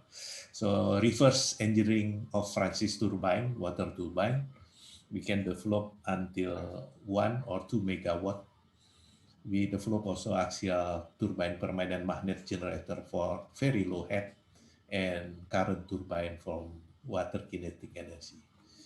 There is also the our college research on the fuel cell reformer methanol, and many people work on the smart grid, photo cell hybrid with biofuel diesel engine, etc. That is my mood, and this is the promotion of our research center, of course, because daily work I'm in the research center. Thank you for your attention and your question. And we say wassalamualaikum warahmatullahi wabarakatuh. Salam sejahtera buat kita. Warahmatullahi wabarakatuh. Merci beaucoup, Pak Priyono, Prof. Priyono, on the presentation. Thank you very much for your very nice presentation, Pak Priyono, and thank you also for the participation of all the audience. And then I think that's it, our first presentation given by Prof. Priyono Sutikno. And then next, I would like to give the time to Gina again. Please, Gina, thank you. Okay, yeah. Thank you very much to Professor Priyono Sutikno for providing us an insightful presentation about COVID-19 pandemic impacts to national renewable energy development, and also to Dr. Insinyur Ahmad Perwira Mulyatarikan for moderating and engaging first keynote session. Please stay for a moment because we would like to take a screenshot of you. Yeah, on the count of 3, 2, 1. Thank you very much. We'll now have a break for 15 minutes, and then afterwards we will come back for the second keynote speech. Thank you very much. Bye. Kasih Gina.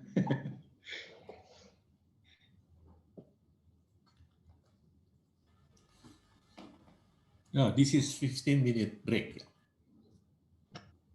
Yes. Ya. Pak Pri di Bandung atau di mana ini?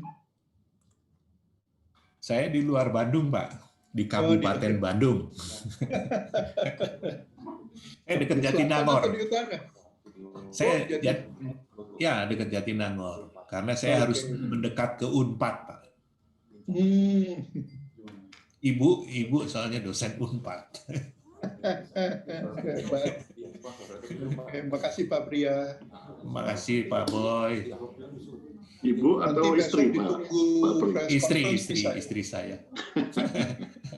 Pak Aryo, bukan. Oh, Pak ya Aryo ya. Aduh, Pangling, makin bulat aja Pak Aryo. Oh, Itu akibat WFO, Pak. Aryo, apa kabar? Baik, alhamdulillah Pak Boy. Sehat ya, Pak? Ya, makasih, alhamdulillah. Pak itu backgroundnya bling-bling termasuk.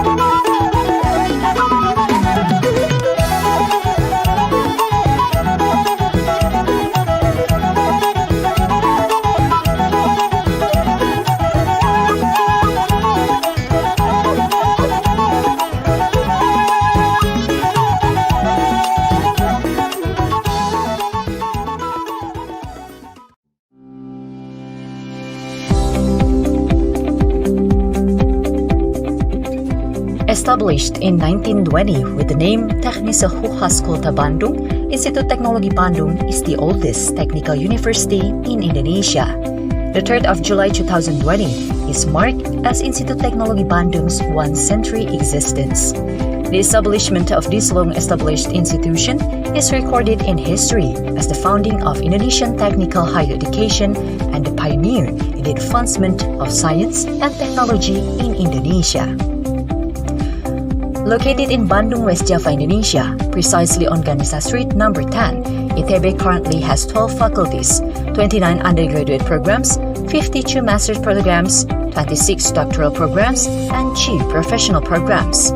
Other than the campus site located in Ganesha, ITB's campuses are also located in Jatinangor and Cirebon.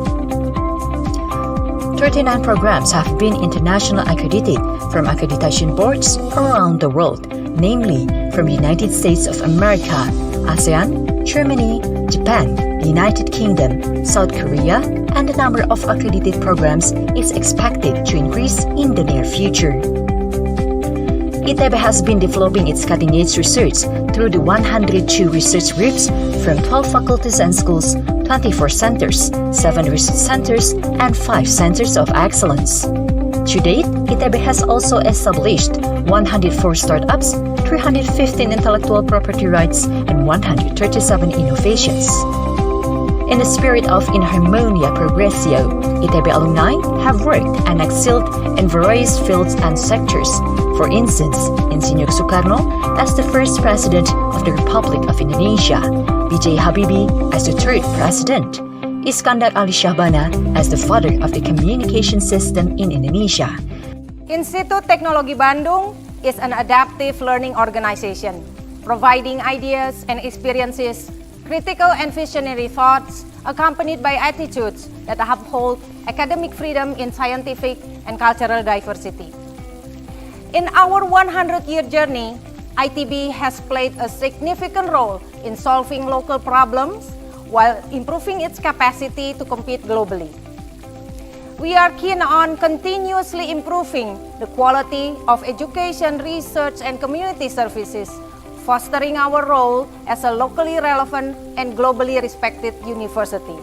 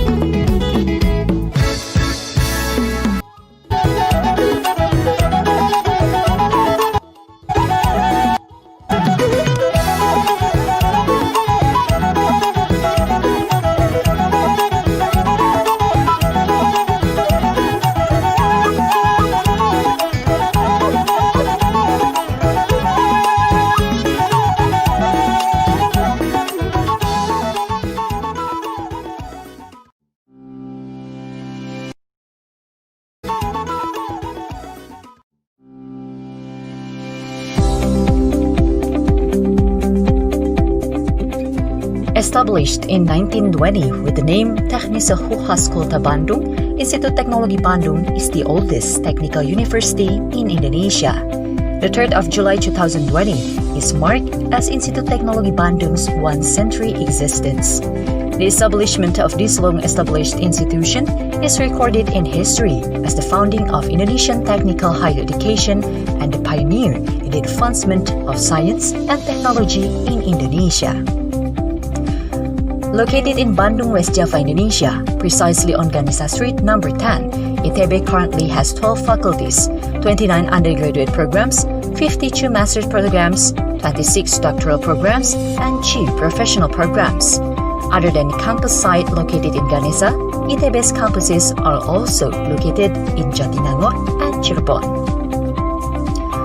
39 programs have been internationally accredited from accreditation boards around the world, namely from United States of America, ASEAN, Germany, Japan, the United Kingdom, South Korea, and the number of accredited programs is expected to increase in the near future. ITB has been developing its cutting-edge research through the 102 research groups from 12 faculties and schools, 24 centers, 7 research centers, and 5 centers of excellence. To date, ITB has also established 104 startups, 315 intellectual property rights, and 137 innovations. In the spirit of In Harmonia Progressio, ITB alumni have worked and excelled in various fields and sectors. For instance, Insinyur Soekarno as the first President of the Republic of Indonesia, B.J. Habibie as the 3rd President, Iskandar Ali Shahbana as the father of the communication system in Indonesia. Institut Teknologi Bandung is an adaptive learning organization, providing ideas and experiences, critical and visionary thoughts, accompanied by attitudes that uphold academic freedom in scientific and cultural diversity. In our 100-year journey, ITB has played a significant role in solving local problems while improving its capacity to compete globally. We are keen on continuously improving the quality of education, research, and community services, fostering our role as a locally relevant and globally respected university.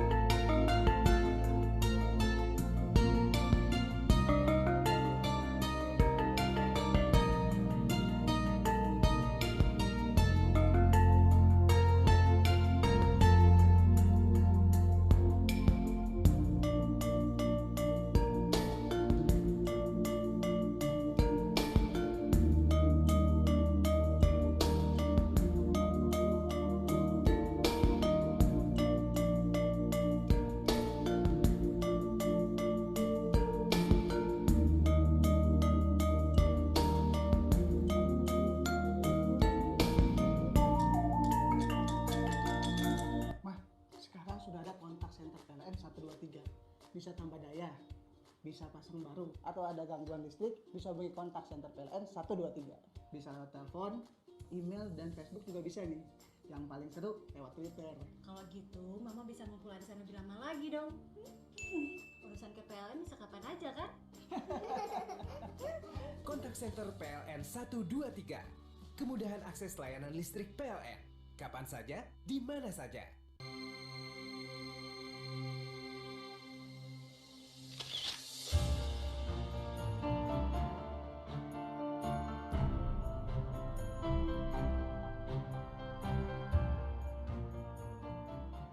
Kalau dipikirkan, rasa yang tumbuh ini hadir dari kebersamaanku dengannya. Rasa dekat dan peduli ada karena merasa sudah mengenal.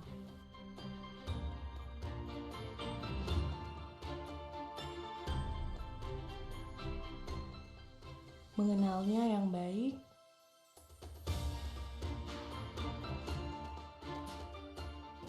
dan memberikan keperluan dalam hidup,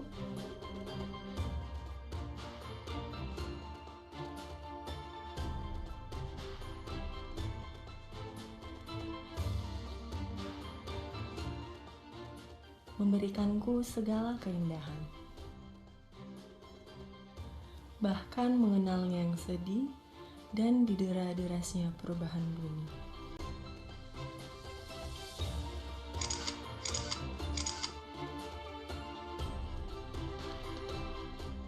Dia adalah alam.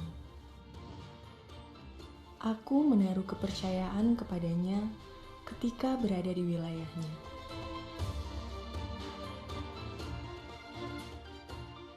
Percaya bahwa sekeras apapun dia menerpa, aku yakin semua akan baik pada waktunya jika kita juga menjaganya.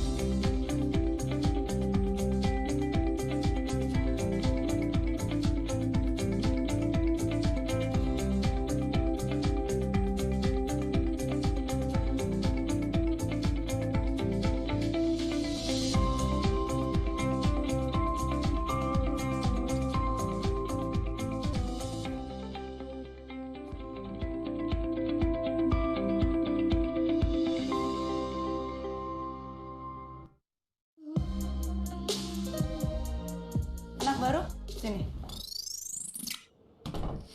Aku mau nomor kamu now.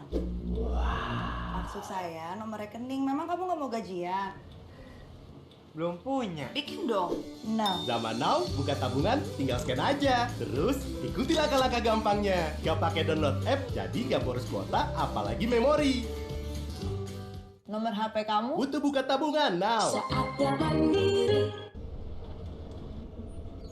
Yes, akhirnya laku juga gue. Pinjam rekening mandiri lu dong. Ada yang mau transfer ke gue nih, penting. Nah banget. Tuh. Zaman now, buka tabungan, tinggal scan aja. Terus, ikuti langkah-langkah gampangnya. Gak pakai download app, jadi gak boros kuota, apalagi memori. Harus manis nih online store-nya. Kak, boleh kirim foto saya tadi? Foto? Butuh buka tabungan now. Dapat tuh. Tinggal satu bro, harus bayar now. Tapi pakai rekening mandiri, gua adanya cash. Scan now aja. Bro, scan now. Zaman now, buka tabungan, tinggal scan aja. Terus, ikuti langkah-langkah gampangnya. Gak pakai download app, jadi gak boros kuota, apalagi memori. Helm lu kok beda? Sengaja, beli promo dapat 2. Untuk buka tabungan now. Saatnya mandiri.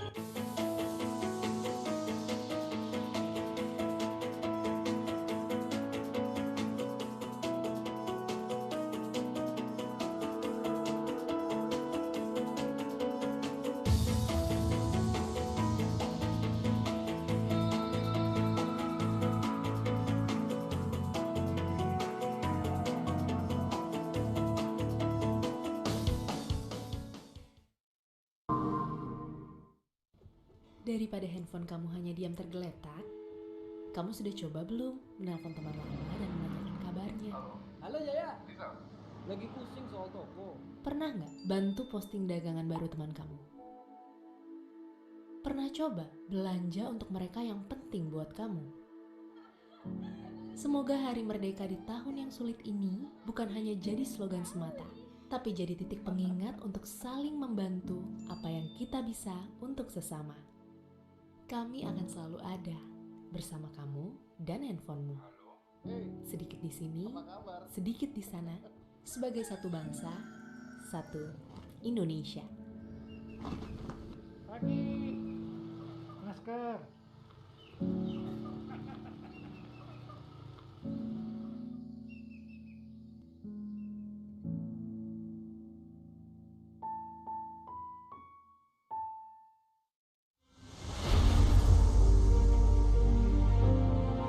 Negeri ini dianugerahi dengan kekayaan alam yang melimpah.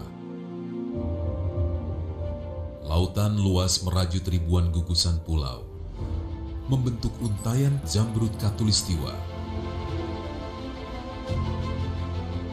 Selat Malaka yang berada di beranda depan Indonesia adalah jalur pelayaran terpenting di dunia.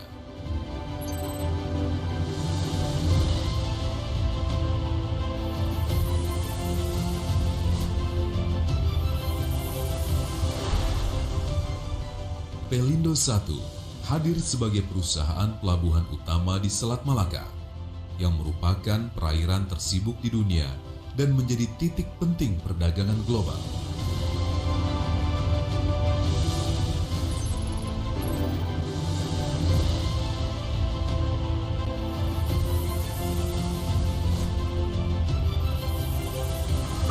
Pelindo 1 Indonesia Gateway.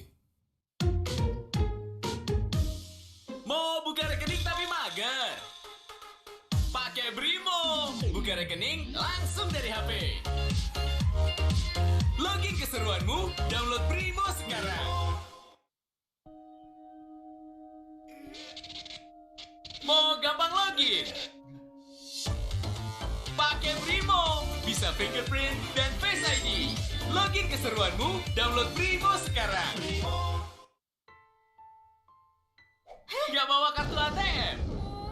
Pakai Brimo. Tarik tunai di ATM gak pakai kartu. Login keseruanmu, download Brimo sekarang.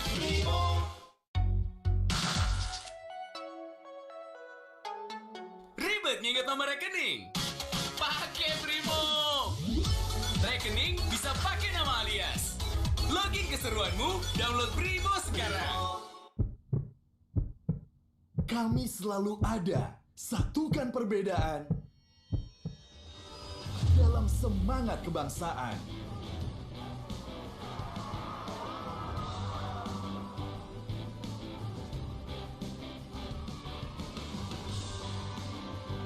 Kami selalu ada hingga pelosok Nusantara. Hadirkan kemudahan menjadi nyata. Kami selalu ada, wujudkan mimpi bagi seluruh anak negeri. Kami selalu ada, dekatkan hati, jadikan jarak tak berarti.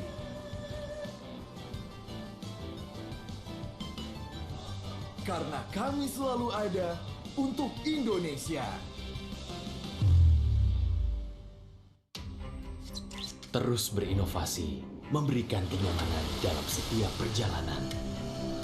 Pertamax dengan formula Pertatek untuk memastikan mesin bebas karat. menjaga mesin agar lebih tahan lama, pemakaian bahan bakar yang lebih efisien. Karena kami tahu, bagi Anda setiap perjalanan memiliki makna. Lebih baik Pertamax.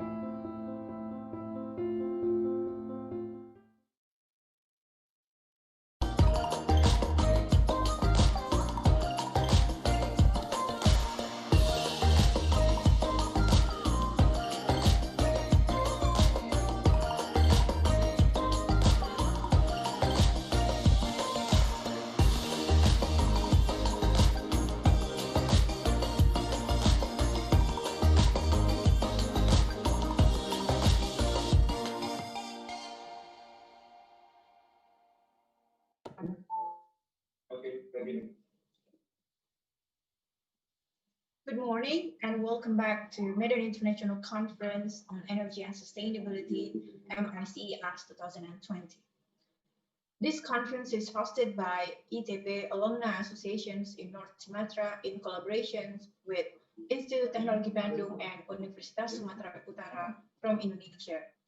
Dear Excellencies, distinguished guests, speakers, presenters, and participants, we are now going to listen to the second keynote speech delivered by Indonesian Minister of Finance, Mrs. Sri Mulyani, on a pre-recorded video presentation.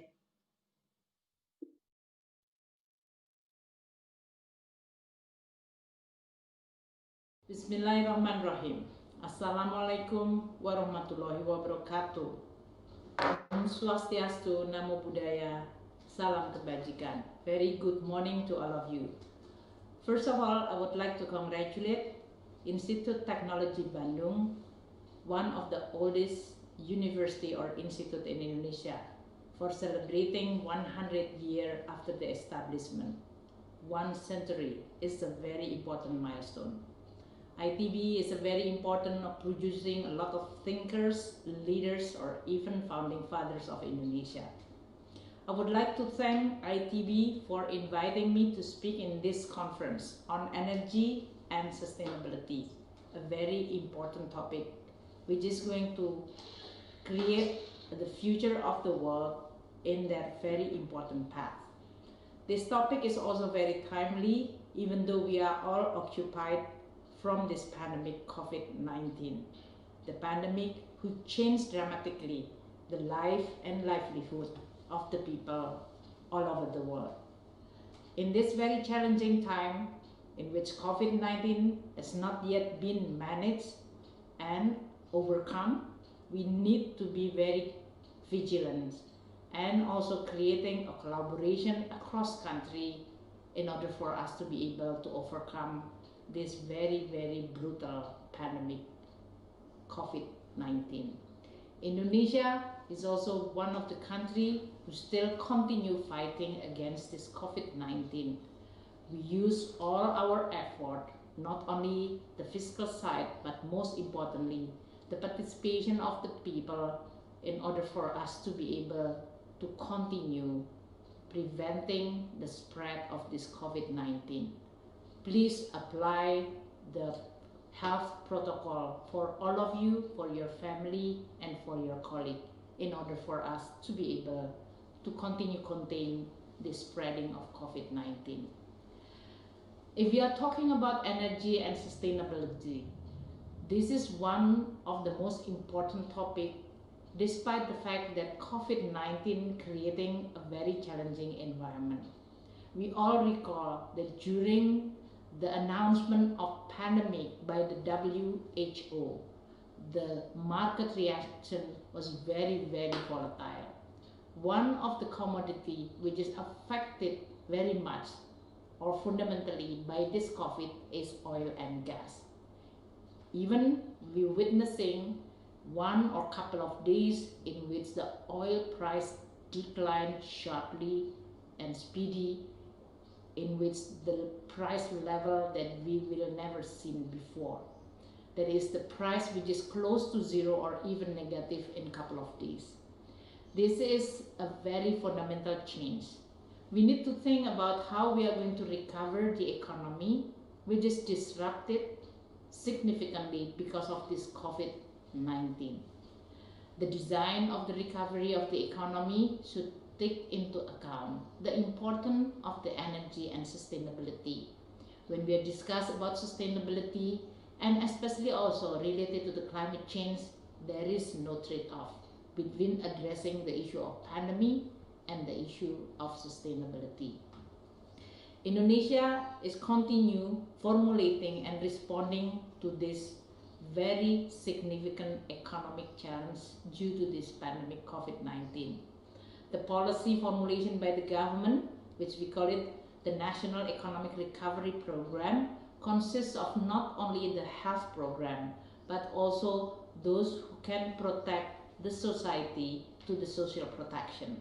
We also support small medium enterprises and also local government and sectoral activity in order for them to be able to survive and recover well and strong after the COVID. With all those extraordinary policy by the government, especially triggering by the change in our budget, we are now witnessing the recovery process, although still at a very early stage. After a very deep contraction on the second quarter of 5.3% on our growth, we are now gradually see the recovery in all activity of the economy.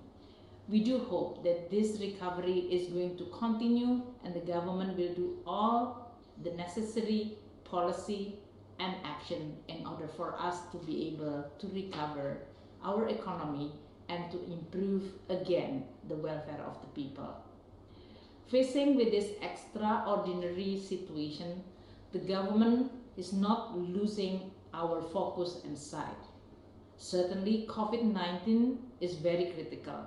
It's the highest priority, threatening the life of the people, threatening the society, and threatening the economy.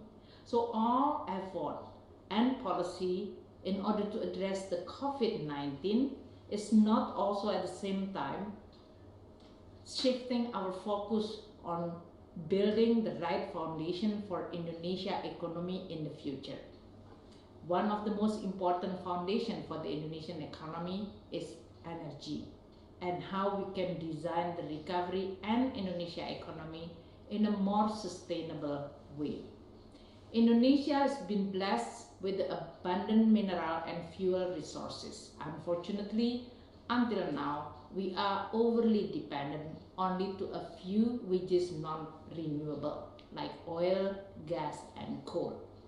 We do have a homework which is very critical, and I do really hope that Institute Technology Bandung is going to be the institution that can provide solution as well a path for Indonesia present and the future to be able to develop more renewable sources of energy, because it is not lack of resources. It is about policy formulation and consistency that we should and we would be able to establish those new paths of sustainability. According to the government National Energy Policy and National Energy Grid General Plan, we are actually have the plan to promote more energy transition and energy mix Indonesia until 2050. This energy mix is going to be providing Indonesia with more alternative source of energy. If we are going to be able to establish this plan consistently, then Indonesia is going to be able to continue maintaining the performance of the economy in a sustainable way. But if we fail, then Indonesia is going to pay a very dear cost. The potential growth can decline up to half, from 7% to 3.5% by 2050. We don't want to see those bleak futures for the next generation. So this unprecedented COVID-19, as well as our determination to continue focus in building the right foundation, especially in energy, is going to be very critical.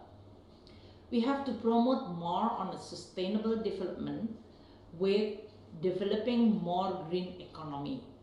This is not a trade-off. Ministry of Finance has already initiated through our instrument. We also providing many of the policy in supporting the development of this renewable energy. Our fiscal instrument is very critical. We even now identifying how much our budget allocated for the green economy through the budget tagging. We developed very progressively our financing instrument like green sukuk and green bonds in order for us to be able to continue finance the green program and green project. We also working very closely with the Ministry of Environment in order for us to be able to develop more carbon price. We are continue tapping the international resources like Green Climate Fund. So if we within the Ministry of Finance has already done our best in order for us to be able to support this development very critical to Indonesia present and the future, I do hope the Institute of Technology Bandung is going to play your part in order for us to be able to collaborate and promoting and establishing a very credible path for Indonesia's sustainable development and green economy in the future. In closing, I would like to provide again the assurance from the Ministry of Finance that we are going to do our best in using all the policy instrument to support all the Indonesia transformation, including the energy transformation toward the path of sustainable development. We stand by here in also collaborating with you all in order for you to be able to also come up with the best idea, the best policy recommendation, and also a program that will pave the path for Indonesia in the future that is sustainable, green, that is all very critical for the next generation of Indonesia. Thank you again, and I do hope you are all having a very productive seminar. Thank you. Wassalamualaikum warahmatullahi wabarakatuh.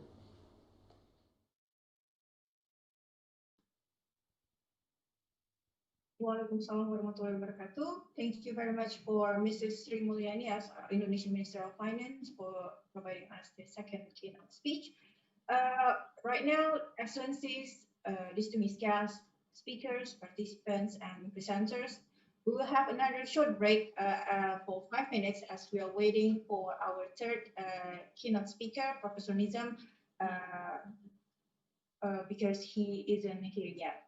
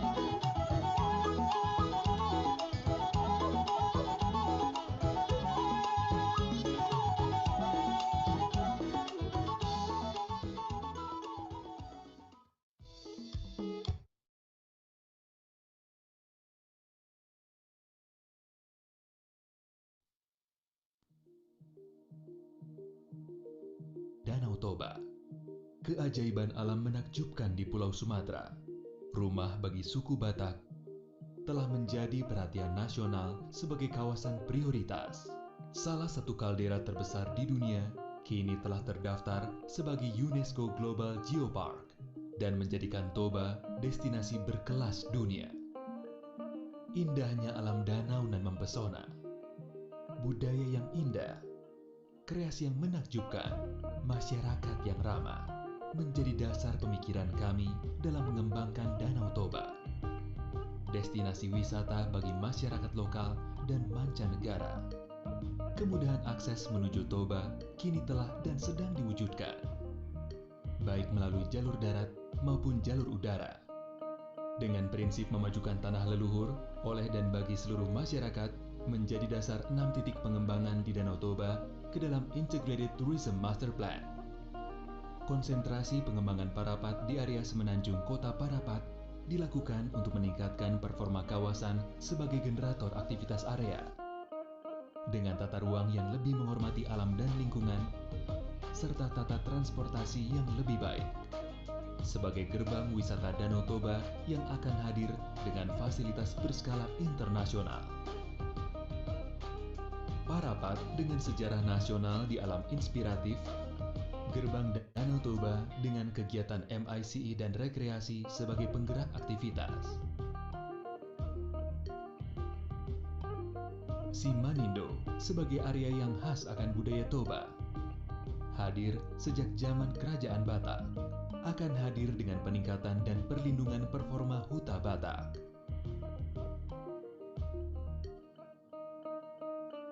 Panguruan baru akan menjadi sinergi antara alam dan wisata. Infrastruktur dengan desain berdasarkan nilai kearifan lokal untuk kemudahan perjalanan di Danau Toba yang berkarakter budaya. Sebuah perencanaan berdasar selebrasi alam dan wisata. Bali Gate hadir dengan tema wisata urban heritage. Menghadirkan proporsi bangunan, jalan, dan pedestrian energi dari kegiatan. Pariwisata yang ramah bagi masyarakat dan penyandang disabilitas. Muara sebagai destinasi wisata Toba yang penuh bingkai pemandangan. Bukit dramatis menuju danau alam indah Muara menjadi sapaan hangat setiap panoramanya. Berfokus pada peningkatan destinasi alam dan kualitas kampung budayanya. Merek baru hadir dengan tema destinasi Nature Eco. Wisata di mana Anda bisa menikmati keunikan alam Toba dengan fasilitas yang bersanding dengan alam serta budayanya. Dan diikuti oleh Toba Caldera Resort sebagai destinasi premium, pionir terhadap kemajuan pariwisata Danau Toba dengan fasilitas berkelas dunia, menjadikannya magnet pariwisata dunia dengan fasilitas golf di tepi Bukit Danau, dilengkapi fasilitas kesehatan bertaraf internasional, hotel dan resort berbintang 4 dan 5 berkelas dunia, dengan total kamar yang tidak kurang dari 3.000 ruang untuk menikmati rona alam yang inspiratif khas Danau Toba. Menjadi tuan rumah event dunia di rona alam khas Caldera. Di alam Toba dengan pengalaman mengagumkan. Selebrasi keindahan alam, budaya, dan wisata.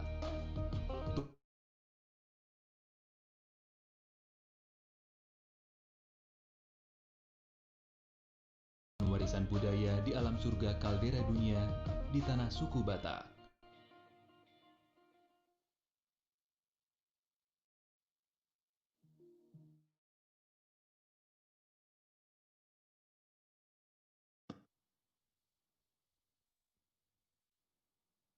Good morning. Welcome back to Medan International Conference on Energy and Sustainability, MICES 2020. As the organizing committee, we would like to apologize to all the participants, speakers, distinguished guests, and the excellencies, because until now, we still haven't got the presence from Professor Nizam as the Director General of Higher Education.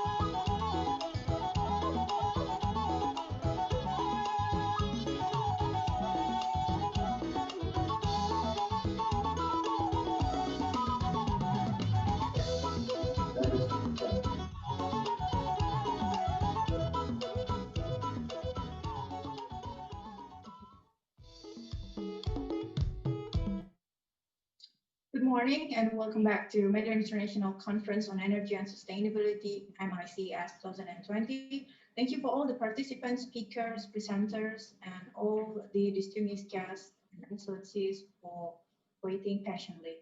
So we are now going to listen to the third keynote speech by Professor Insinyur Nizam, MSc, DIC, PhD, ITM, Asian Engineer, Directorate General of Higher Education, on behalf of Mr. Nadiem Makarim, Minister of Education and Culture.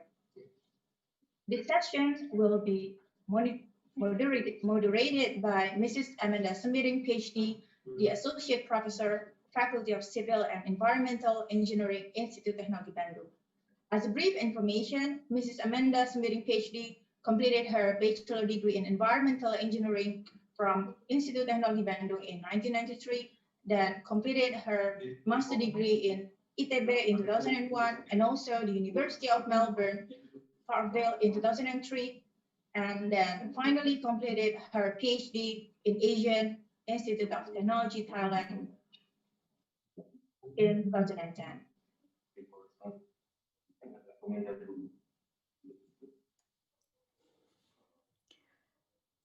Okay. Okay, so to Mrs. Amanda Sembiring, PhD, the stage is yours. Thank you, Mbak Gina, for a short introductions. Distinguished guests, respected speaker, we have still here Professor Sutikno, Bangla, and other respected speakers and participants. Good morning. Assalamualaikum warahmatullahi wabarakatuh. As mentioned before, I will be the chair of these sessions. This session will be divided into two parts. The first part will be the keynote speech itself, and the second part will be the Q&A. If you want to raise the question, you can write down in the Google Forms, which are already distributed in the chat features. Welcome, Professor Nizam. Good morning. Okay, thank you very much to present in this very respective event. Before we proceed to the keynote speech, I would like to introduce Professor Nizam, Master of Science, Diploma, Imperial College, PhD, Insinyur Profesional Madya, Asian Engineer. Currently, Pak Nizam serves as a Director General of Higher Education, Ministry of Education and Culture. Previously, he was the Secretary of Higher Education Council and Head of Education Appraisal Center. He earned both his PhD in 1992 and Master of Science in 1989 from the University of London, UK. And he was graduated from Civil Engineering from the Faculty of Civil and Environmental Engineering, Universitas Gadjah Mada, back in 1985. Is it correct, ya, Pak? Hopefully, we already verified your CV. Professor Nizam, allow me, during your presentation, allow me to remind you about the times, because you have very tight schedule. We have to finish it around 11:30.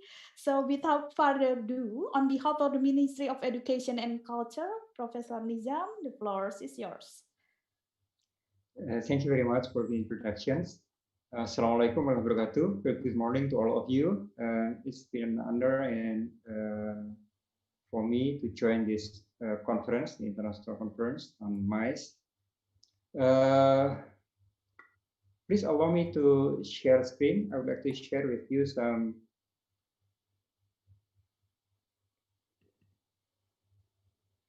the adaptations of higher education in coping with the COVID-19. I know that the topic of the current seminars is on energy, but I would like to share with you what happened in Indonesia during this pandemic, especially in the higher education arena, that might link somehow into sustainable future and energy. We all of a sudden in early March, the first case of COVID-19 was announced by our president and confirmed in the 2nd of March 2020. And 1 week after that, the Ministry of Education released a decree to call all universities and schools to study from home, work from home, and prevent their health from the transmissions of the COVID-19. And just within a couple of weeks, almost all universities has moved into online learning. So all of a sudden, our classroom moved into our smartphones.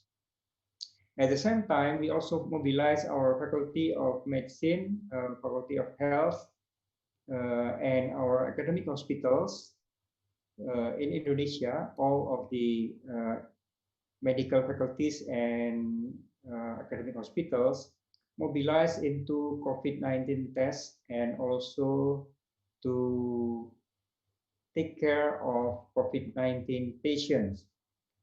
So within 1 month, from March to April, the capacity of our Faculty of Medicine and laboratories and our academic hospitals can take up to more than 8,000 COVID-19 tests per day. That's about half of the national capacity by April 2020. And for that, we reallocate quite a huge sums of budget from Ministry of Education and Culture, especially the Director General of Education, to facilitate the Faculty of Medicine and our academic hospitals.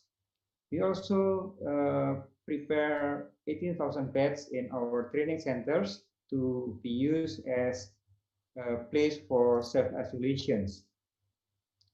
At the same time, we also mobilize our students to do communication, information, and education on mitigating COVID-19.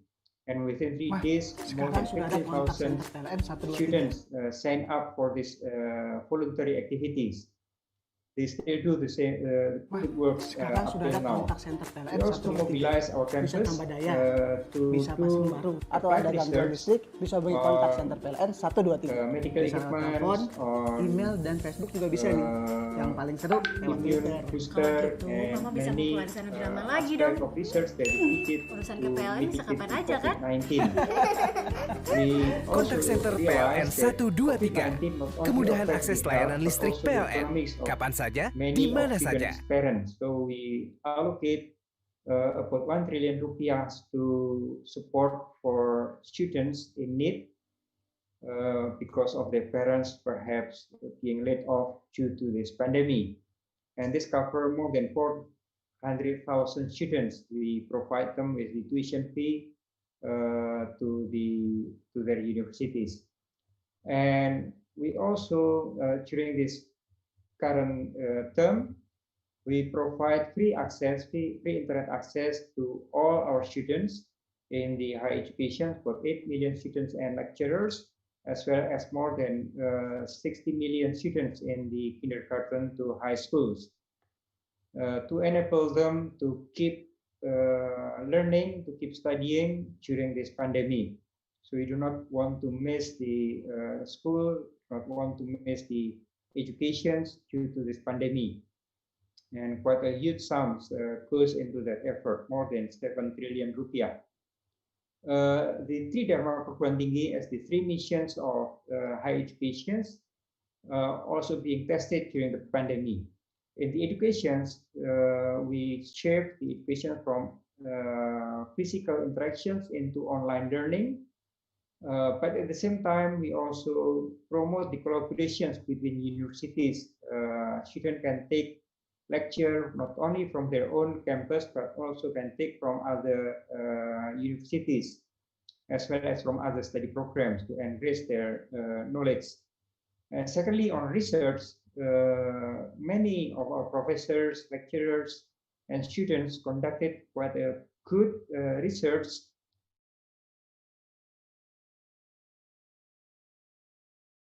of COVID-19 pandemic. Also in community services. So the three Dharma perguruan tinggi still goes on, although in the time of COVID-19 restriction. In education, we also emphasize that education is not only about learning, not only about hearing from lecturers, but also how to give values to educations. And one of them is the humanitarian spirit, the spirit of caring, the spirit of empathy to the need of the society. So we mobilize our students to do voluntary works, as I mentioned earlier, in health aspect. So more than 15,000 children from medical faculty, nursing, public health, pharmacy, psychology to sign up for these activities. And we established national platform for that. We call RECON, Relawan COVID Nasional. We provide them with trainings from WHO, from health specialists on how to mitigate the COVID-19, and they work in our hospitals, at the university hospitals, as well as to help with the locals in doing tracking, tracing, and other supportive activities like consultations and helps with the patients, although many of the children work from home in providing that services, thanks to the technology.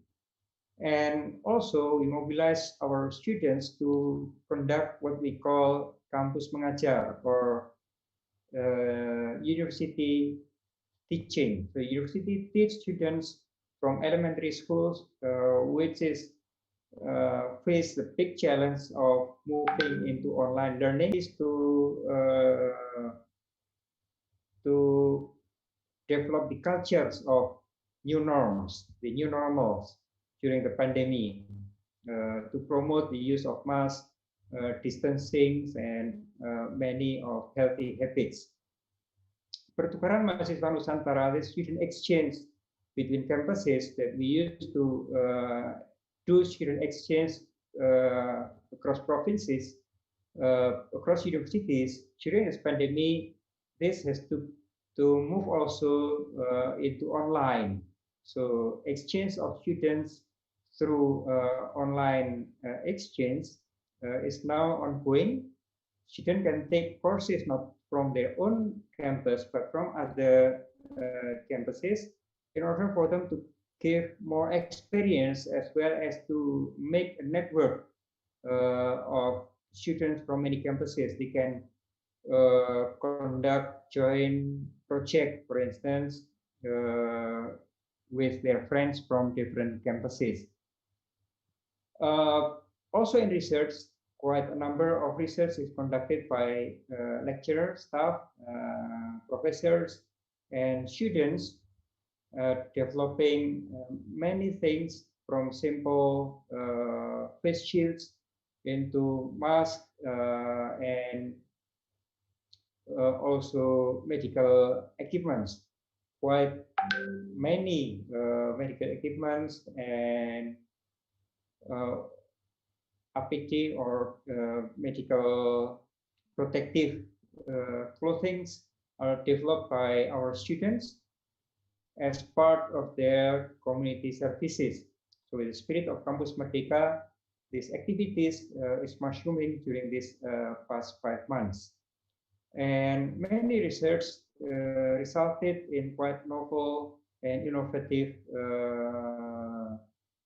product, both in prototype, and many also already goes into productions, like the sterilization chamber, sterilization box, and also rapid test kit, robotics for helping patients in the ICU, to assist the nurse in serving the patients and doctors. swab chamber, and also ventilators.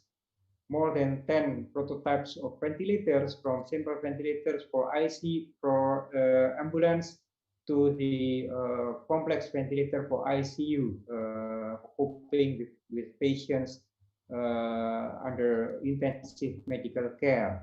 And those ventilators not only results in prototype, but also many goes into productions, like what has been developed by colleagues from IDP, PenI. Now hundreds already goes into in use in hospitals. Also, many development like portable negative chamber, and the recent one, the electronic nose for COVID-19 detections. So all this creativity comes out of the pandemic. Other activities, and currently also around 5,000 students joining the Kampus Mengajar Perintis and Kampus Mengajar dari Rumah, the second batch.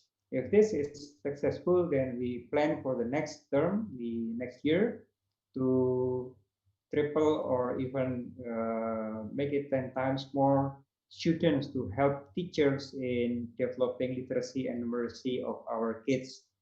They can do that from home.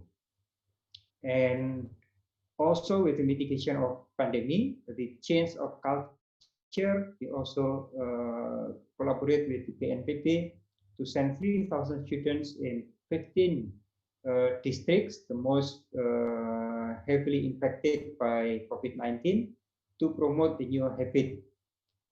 And also the food security and economic recovery as part of the next program to roll out in the next year.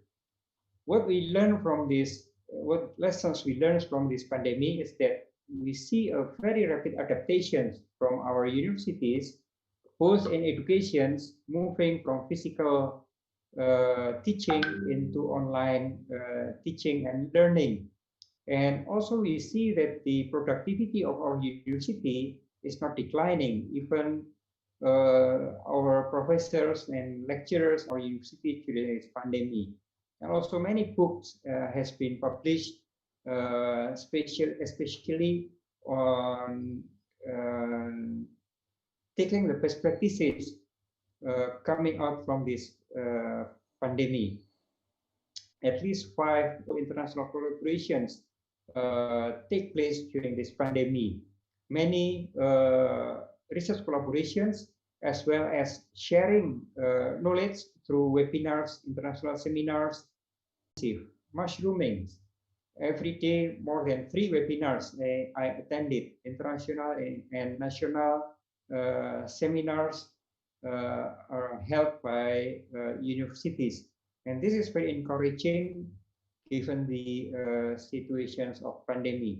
Every day we can sometimes up to 60 meetings every day. So meetings become more productive and more efficient, and many decisions can be made. Many ideas can be cross-fertilized during this pandemic. So that is a blessing in disguise. The productivity is not declining, but even increasing. And the spirit of the spirit of cooperation, the spirit of collaborations, giving solutions into problems become more prominent in the during the pandemic. So to close my presentations, I think it's better to light a candle than to curse the darkness. So with that spirit, I hope the collaborations with the universities in countries as well as internationally can even strengthen our research and our cooperations, our collaborations to give solutions to whatever problem we face, both in energy, in health, in food, and in other aspects of life. Thank you very much for the time and opportunity to share in this conference. Thank you. Wassalamualaikum warahmatullahi wabarakatuh. Waalaikumsalam warahmatullahi wabarakatuh. Thank you, Professor Nizam. Now we proceed to the second sections, We are very thankful that you already give us the informations of the current policy in the pandemic era and also current mitigation in higher educations. So I would like to see whether there's a questions to address. But we would like to discuss about the beyond the current situations, because Professor Nijam, just now you mentioned about the current mitigation, the current policy, immediate measures. But how do you think the unexpected COVID-19 affect the future educations conducted? I mean, after the COVID-19. Yeah, COVID-19 actually open our also means translate into opportunities. It's opportunities for us how to make use technology to bring our students into the 21st century. If we look at the 21st century skills, the most important skills of 21st century is self-directed learning, independent learners as the outcome of the educations. And this time of online learning actually instill and strengthen that skills, because now students from home they study, whether they sleep or they join the course is up to them. So it really challenged them to become an independent learners. And now the challenge also for teachers, for lecturers, for professors, how to deliver educations, not only learning, but to make sure that students achieve their mastery. And for that, we need to develop more and more project-based learning, for instance. How students can collaborate one with the other to address certain problems, and how to challenge them with the real problems that we are facing. Currently, with the situation of Indonesia, with 17,000 islands, remote places is very challenging place to deliver educations. How we can come up with technology to provide access to our kids in a very remote place where electricity is still a luxury, let alone connectivity of internet. So this is a real challenge for us. And now we work together with colleagues from ITP, from UKM, from ITS to how to bring technology to address the real problems in remote place, in disadvantaged to our disadvantaged students, both in terms of technology, in terms of economy, in terms of connectivity and other aspects. So yes, this is the challenge, and at the same time, this is the opportunity for us to prove that technology can help us to maintain educations, to keep educations continued, and also to make sure that our students, our kids can still achieve their competencies to meet the challenge of today and the future. Yeah, thank you very much, Professor Nijam. So I check, and one more question. If there is no other, then we close these sessions. But it's related to the last statement you mentioned. We are very happy that most of us here who attend this this event get the free quota from the governments. But what about the students from, especially from disadvantaged border regions? So how do governments plan to improve the internet access and at the same time also improve the electricity services at the disadvantaged regions? Yeah, that's my challenge to all the participants of this conference. Can we come up with solutions for our students, our kids, young generations in the remote place where electricity is still luxury, let alone the connectivity? So for us in cities, it's taken for granted that electricity is there, connectivity is there. So government provide free access to the internet. That costs a lot, 8 trillion rupiah for that alone. But it still could not address the need of our kids, our students in the very remote place. So this is a real challenge. As I mentioned earlier, currently what the government is doing is to send students that currently many of them still stay in their home. They can help with the neighbors, with kids of the neighbors to teach them and help the teachers to teach.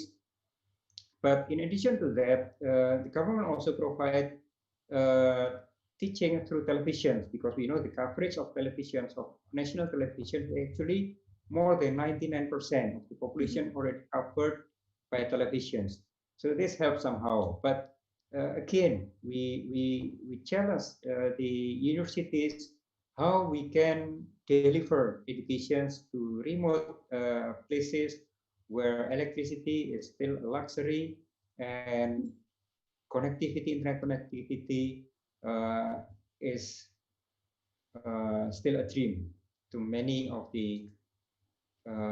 There are still hundreds of villages in that situations. We have a map, we have identified where they are, and currently we work hard with the Kementerian Telekomunikasi, Kominfo, how to cover these blank spots, but it's just so many to cover in the short time. So again, I challenge this conference to come up with solutions, real solutions that we can do together. Thank you very much. Yeah.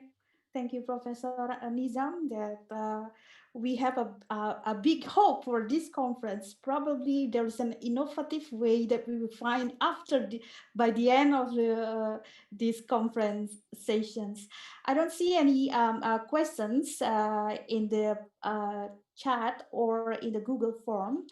So do you have anything to other statement to say, Professor Nizam, before we close, and I will bring concluding remarks? Yeah, with regard to energy, I think there are still a big homework to the future in Indonesia, because the plan for energy mix in Indonesia is aimed at 23% renewable energy, and currently we are still way below that figures. So it's a real challenge for the academic community how to make use of the natural resources, renewable natural resources that we have in a cost-effective way, in an efficient way, from the biomass, micro, hydro, to wind, to geothermals, to algae. I think the resources is almost limitless, but it is our creativity that need to make that resources into reality. So it's a challenge for us to meet the plan of the government to have the energy mix to 23% in the next 5 years or so. And more energy resources from renewable means. Okay, thank you very much, Professor Nizam. And I also like to highlight, because we always see the COVID-19 as a negative things, but you mentioned about it's like a blessing in disguise, because we produce more innovation, collaborations, and the spirit of gotong royong at the same time. So thank you again, Professor Nizam. Hope we can cope the disruption of education and find way to improve better education in Indonesia. Thank you again, Professor Nizam. Thank you very much. Just one more thing from the COVID-19, blessing in disguise also, that it also save somehow the planet, because CO2 emissions is going down, and we use less resources from nature. So it's something that we also need to maintain. How we can come out from this pandemic as a green nation. It's a great Agree. work. Thank you very much. Yes, that the fact what we found the blessing in disguise, especially for me myself as environmental engineers. We see the environmental improvement and the quality of environmental improvement during the pandemic, because we reduce the transportation amount in the city as well as going abroad. So I think that's, thank you very much again, Professor Nizam. I think the end of this session. So we proceed to the parallel session. So back to you, Mbak Gina.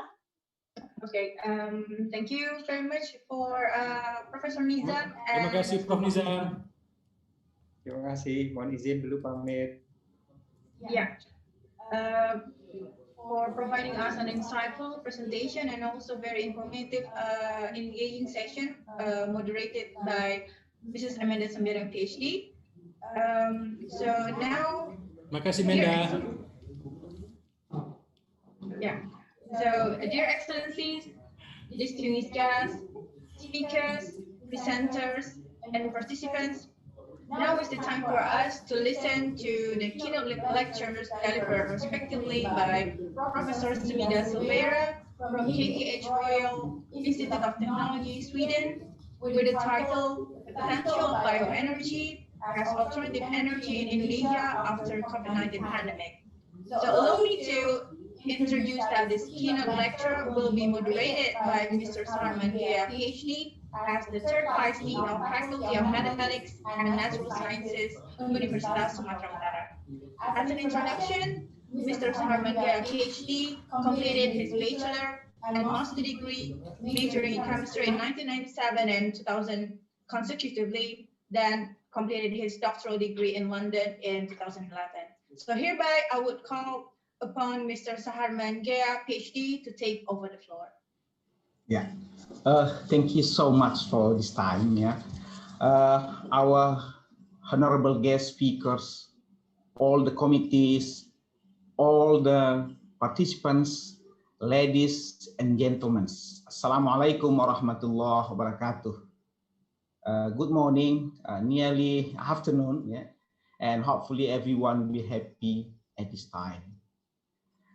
For the next session, we kindly invite Professor Semida Silveira, who will present her nice and interesting topic about the potential of bioenergy in Indonesia after crisis of breakout of COVID-19. Professor Semida, are you available there? I'm available, yes. Thank you. Yeah. My turn? Yeah. Congratulations to join us here. We are already about quarter to 12 o'clock in local time in Medan now. How about there in Sweden? Yeah, well, it's almost a 5:45 in the morning, so it's a very early morning here and a very dark morning. Really? But I'm very, very happy to be here, and I want to congratulate you all for the organization of the event. It's a major event and a major effort, and also to thank you for the invitation to be here and share some thoughts and ideas about this topic of bioenergy that is so dear to me. But Professor Semida, before you talking, let me introduce you to everyone here. Yeah, Professor Semida Silveira. She's a professor in energy planning in Cum Liga Technica, and her PhD in regional planning from KTH University. She got a lot of achievement in her career. Yeah, I got that from your CV. One of the most favorite is Jaboti Literature Prize 2001 in Brazil in physical science category. She has so many activities related to bioenergy and research collaborations with other institutes all across the world. We do hope Professor Silvera will have a good collaboration with us here in Indonesia, because we have biomass available. Yeah, we have a lot of biomass here, Prof. Silvera, and also so many researchers in Indonesia who are involved actively in bioenergy research. Even now, I hear that you have some PhD students from Indonesia. Is it correct? Sorry, I have?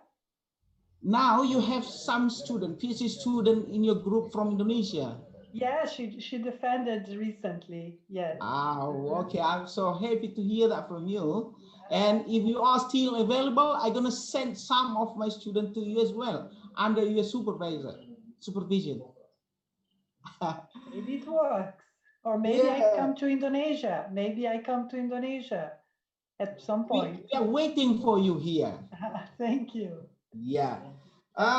Professor Semida, the committee allocate time for us just only 45 minutes, yeah, okay, including for QA sessions. Yeah. So, okay. Professor Semida Silvera, your turn to talk, and time is yours. Thank you.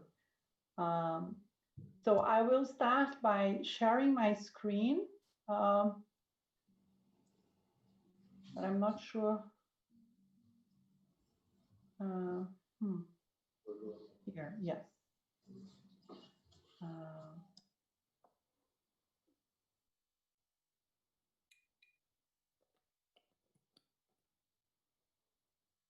So here we are. Again, thank you all for the opportunity to speak to you today. I have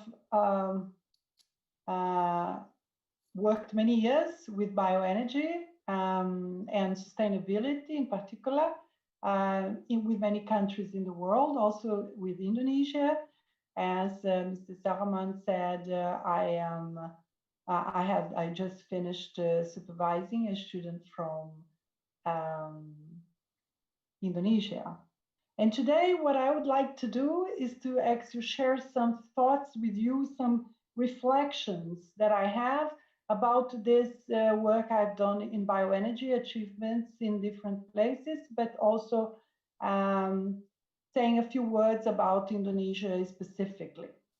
So I was already introduced, but also at the moment I am on leave from KTH to work with Sustainable Vision Global Ventures on implementation of bioenergy projects, which is a very great opportunity for me at the moment to work in a different constellation.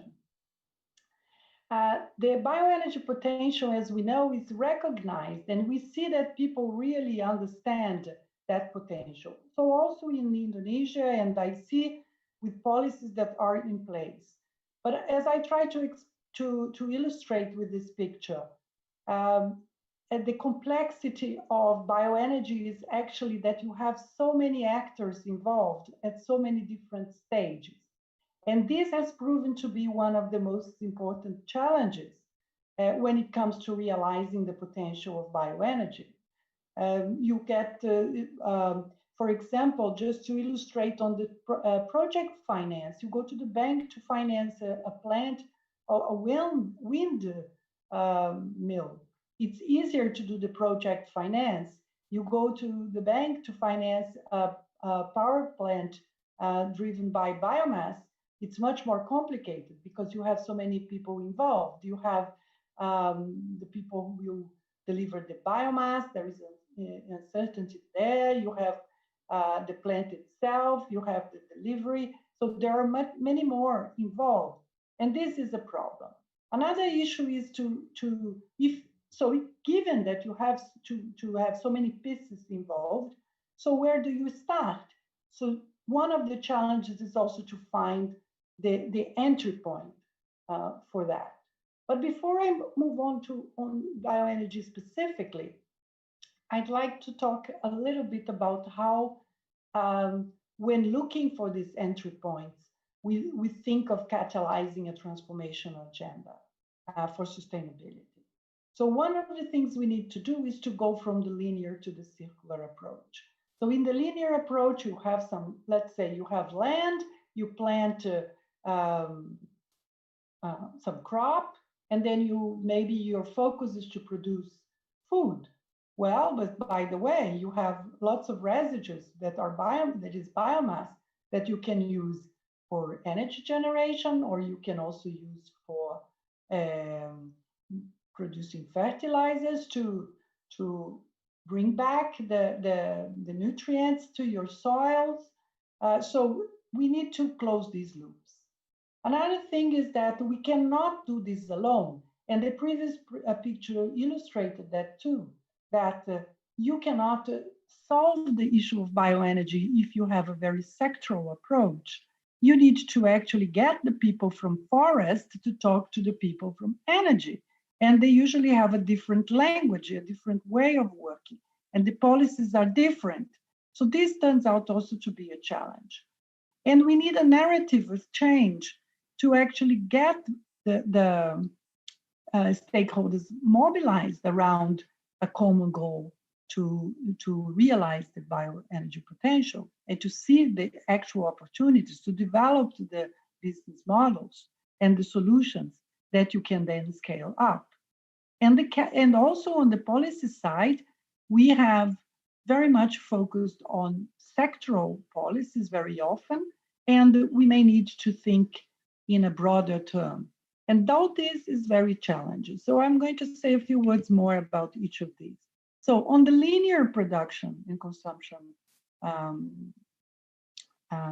way of doing things that we have since the third industrial revolution, we have this waste, we have all these externalities. By doing the system more circular, we will make sure that the residual waste is not interfering with the resilience of the environment. But as you can see here in the illustration, you have many, many steps. You have to start thinking from the design. So from designing the project, we need to start thinking the circular loop. And on the collaboration, it's not about having the sectors in parallel, it's about actually collaborating. And for many of us who are doing research, it's not about us sitting and doing the research that then becomes innovation and that then goes to be implemented. It is much more like we do these things together and then we co-create the solution because the different stakeholders have different roles to play. When it comes to the narrative, we need to also think that we don't need to have resource depletion to have growth. And this is the idea of growth having to be a complete trade-off on environmental quality is a fallacy. And I'm going to give you the example of Sweden, how this is by no means true. We have to, and of course, with this reinvention of production systems is also very, very challenging, and we need to roll the economy as we go. So defining some line of thought, some chain, and working on that chain, but not forgetting that that one chain is connected to many other chains is an important thing. Here for the European Union, we have since 2012,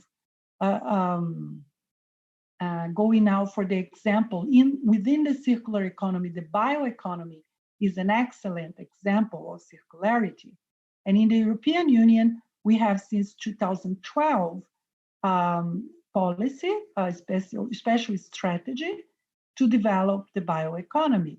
And this illustration, I think, brings us to the fact that we think both the basis of the resources we have and the environmental challenges that we have to address, like climate change, global sustainability, resource management, etc. And also, of course, economic development and job generation, but also thinking of other areas of bioeconomy that are not yet fully developed like the potential that we have in oceans.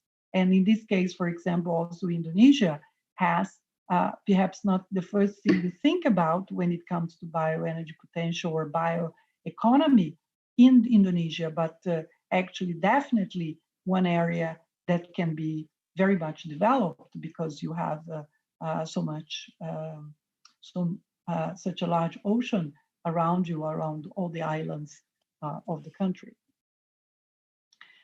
I'd like to illustrate then, you talk about the big policies, etc., but how have countries that have managed to realize their bioenergy potential, how have they done? How have they achieved success?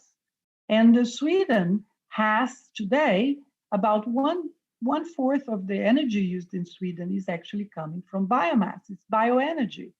And the bioenergy is so versatile. You can have it in solid form or in liquid or in gaseous form, and you can use it for all kinds of energy services that we need in a modern society. This one here is an example, perhaps not the first one you think of in the context of Indonesia, that is a very warm country, but Sweden is a very cold country, and we need heating. It's a very large post in terms of energy use in Sweden. And here you can see the green area there is the increase in the use of biomass for heating. And here at the time when the government decided to explore this potential, Sweden already had many forests, used a lot of forests for other products, wood products, and had a lot of residues. They said, what can we do about that?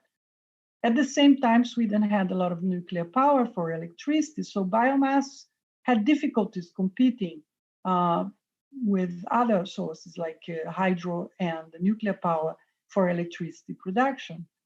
And well, we created another market. We created a heat market, and that heat market provides then heating to the homes through a district heating system. So it's a very effective way of producing heat and distributing heat. Another area where Sweden is succeeding in terms of creating a circular bioeconomy is when it comes to organic waste in urban areas. And this here you can see how the household waste to landfill basically went to zero, is 1%. And there has been a number of policies along the way, as you can see here, banning the possibility of deposing combustible or organic waste in landfills, and using a lot of that to produce energy. So Sweden has managed to go, and here you can see how we can think the use of food, for example, in this case, food waste or different materials, to produce fodder, to go back on the recycling, the production of ecosystem services by exploring the circularity. And of course, energy, the bioenergy production. It's not always top, just burning is not really the optimal way of creating the circularity, but it's one step forward in the process. As I said, creating the loops will take some time. We work on the chain. Here is another example, another area where the organic waste is being used for producing biogas. And this biogas is being used as transport fuel. You see here the buses, there are many buses in Sweden running on the biogas. And this biogas is produced either from sewage, water, from the treatment plants, or it is produced also in farms with the residues from agriculture. The biofuels for transport, Sweden, in Europe, Sweden is the most successful country when it comes to adoption of biofuels and renewables in transport in general. You see here already a very significant portion of the Swedish transport fuel is using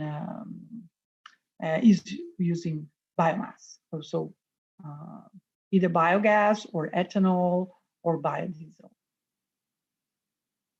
And with that, we have seen a very strong decrease of greenhouse gas emissions. This is from 2000, this graph, but actually between 1990 and 2014, the reduction was about 25% in greenhouse gas emissions. And most of it is related to the increase in the use of bioenergy that is substituting other sources of energy. Here you can see this, the summary of what kind of biomass is being used. So mostly solid biofuels, so in the form of the biomass we use for heating or heat and power nowadays, much more, because nowadays we have a lot of bioenergy also for electricity production. And we have then the management of sewage water, we have the biogas, we have liquid biofuels, and like ethanol and HVO. And so the share of bioenergy is around 25%. So already in 2009, bioenergy became the #1 source of energy in Sweden. It's actually larger than any other source of energy in the country. And it's something that Indonesia could also do, because you have a very privileged position in the tropical area. And here is how we see that bioenergy has increased constantly. You see in the green line, but the GDP has also grown. So growth and sustainability does not have to be a trade-off. And the greenhouse gas emissions being reduced constantly, also thanks to a great extent to bioenergy. Now, other countries have also been successful. I come from Brazil, as you know, and also Brazil has been very successful on the bioenergy, but in a very different way, with a different entry line. Because while Sweden, the big entry for bioenergy, now we have a very diversified bioenergy segment in Sweden, but in the beginning, it was very much the forest sector that was in focus. In Brazil, the focus was from the beginning the synergy with agriculture. Brazil was already a very big producer of sugar from sugarcane. And in fact, Brazil was colonized with sugarcane. And so the country was already a major producer and needed to diversify. It was a time in the 70s, the price of oil went up very, very fast, as you know, and the price of sugar went down. And so the producers were really eager to find other sources of income. The government orchestrated the implementation of a sugar ethanol program, and it became very successful. So Brazil is the country with the largest share of biofuels in transport, while most countries remain very much dependent on oil. So, and now moving towards the integration of second generation to deal with the bagasse and the leaves in the sugarcane, that also become a full integration of and the full use of the sugarcane resources. So very successful. There are many entryways. So I gave you many ideas about the entry points. So a few years ago, in 2016, we published a paper where I looked actually at Sweden and Brazil. It's like, okay, what do these countries do? What can we learn from that? And there are many things we can learn. And it's interesting how how important it is. So I put here a few things that I found very important. Is that you need to look at where you can get scale and scope. It doesn't mean you have to start with large scale, and the scale can also be based on some of small scale. So it can be decentralized and yet reach scale because you create schemes that many can join. Yeah, this is what Brazil has done later, for example, for biodiesel production, giving the opportunity for different production of different crops to join the biodiesel program. Then you also have to be aware that you will be having problems with the established context. It's interesting that in Sweden, although the forest sector understood that there was a synergy, they were nevertheless afraid. The companies were very afraid of doing of promoting bioenergy, fearing that it would compete for the same resources. So having a very close dialogue is very important if you want to actually manage the barriers along the way. Interested or organized stakeholders then that are established, incumbent, they may give you a hard time. In Sweden, we had 10 years to establish a carbon tax because of established interests. But eventually, with a lot of dialogue, this was possible. Just published a paper on this topic as well. So you need to coordinate efforts. I think the government is in a good position also to design policies that can help along the way.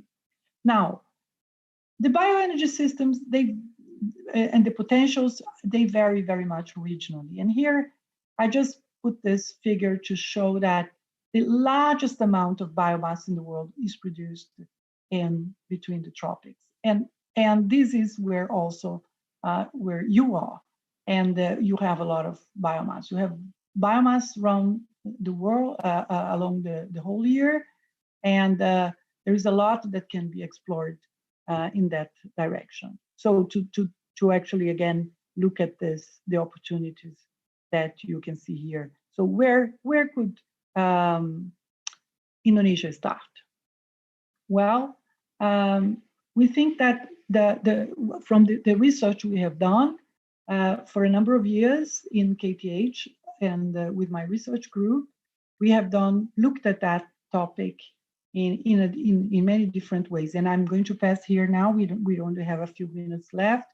So I'm going to pass this fast just to illustrate that I think Indonesia has been very much criticized for the palm oil. And I think it is important to actually pause. And this time we are under a pandemic. It's a very good time to pause and reflect. What can be done? Also, Brazil in the beginning was very afraid of potential criticism for the ethanol program, but instead decided to go through the whole analysis of how good was that program on ethanol for the country, for the development, for the land, for the soils, and for the long-term sustainability. And so the industry developed quite a lot and became a very international and a respected industry. So it's very important to embrace that, and you make an industry that is already thriving economically to also thrive environmentally. So there is here big potential. This illustrates again the thinking on the bio-based circular economy, where you look for opportunities and you try to create loops so that you actually do not you deal with impacts as you move along and develop your industry. So Indonesia already has many targets on bioenergy, and which indicate quite well that the country has understood this potential. Yet when we look at what has been achieved, we see that it's, and even if Indonesia today is in terms of volume, the largest producer of biodiesel in the world, it is still so small in comparison to what you can achieve. And some of the studies we did showed that.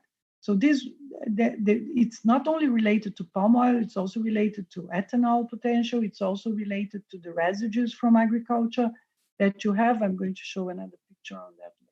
And this is what the National Energy Planning Agency proposes. And here we also see that still, a very, in the total, even if the targets are ambitious and are yet to be reached, in the total, we still think that bioenergy has to have a very minor role in the whole. And I don't think that's the case. There is more to do if we think the circularity.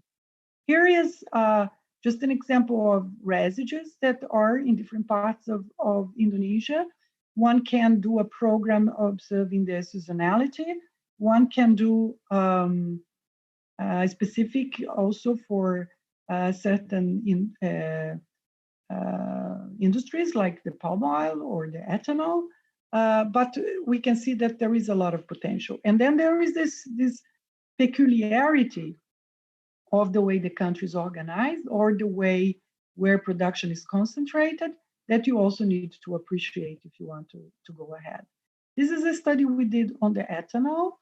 And also Indonesia has had targets for ethanol. These have not been very successful.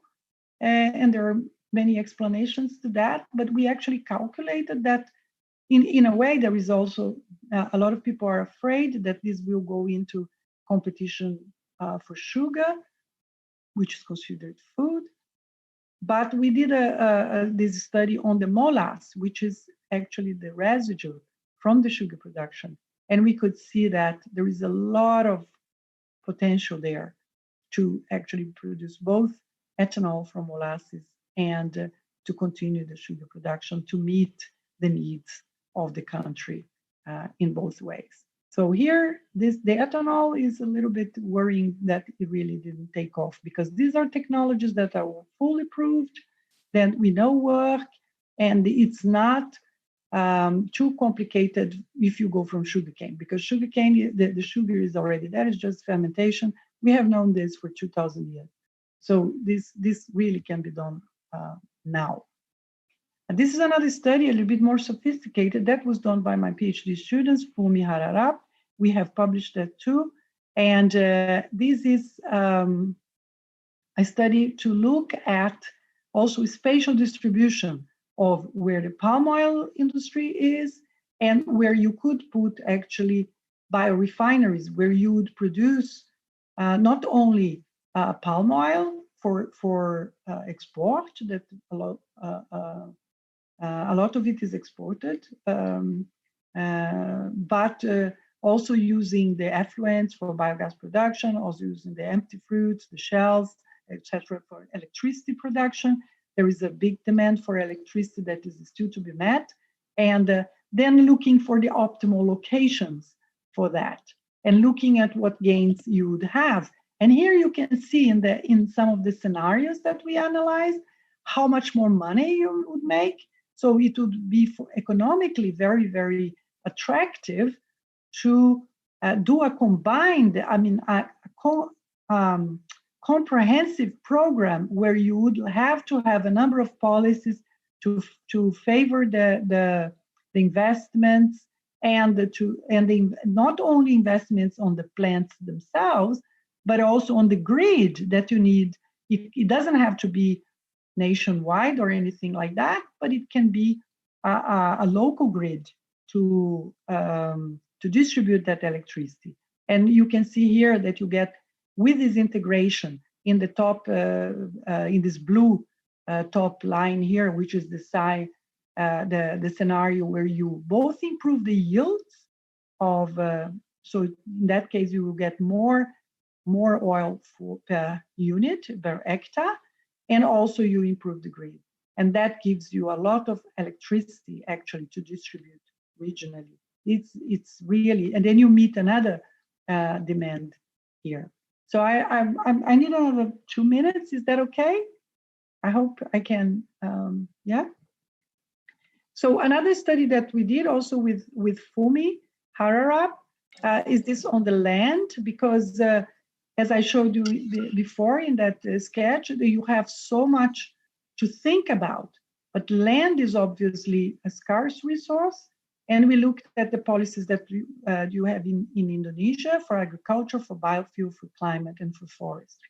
And again, we think of all these sectors as on their own, but actually you could combine the policy, the climate policy, with some kind of utilization for biofuel production, or the forestry policy. So it's not one land allocation is not exclusive for just one.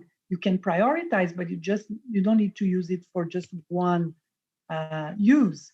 And we found that also we need a clarification there on what is actually on the land, what is the land coverage, how the classification is done, so that we can improve transparency, and that would help also to monitor when if we want to intensify use, then we have to be very, very careful what we're doing. That creates then. Sorry, Prof. Silveira, just remind you, the presentation, time for the presentation is over. So we still have another 15 minutes for questions and answer. And you've got a lot of questions from the floor. But can you give me another 1 minute just then to close? Fine. That I can finish with this one, which is, yeah, okay. Yeah. So just to kind of wrap up, that we have in Indonesia then a lot of potential that is untapped, and they can be used in very, very efficient way. There's a lot of resource here being lost, while there is other energy sources are being imported that costs the country a lot of money, and also it's a waste of resources. The land, more transparent allocation of land and monitoring, with modernization of agriculture also will make this efficiency improvements a very effective way of generating more renewable energy. We need to work on the agriculture. Again, it's not about energy policy, because increasing yields will be about agricultural policy.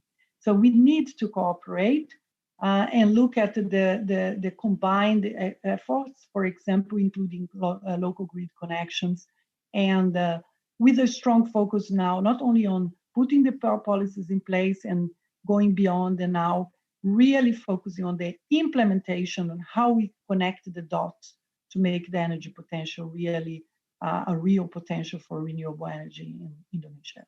Thank you. Thank you so much. Wonderful presentation anyway.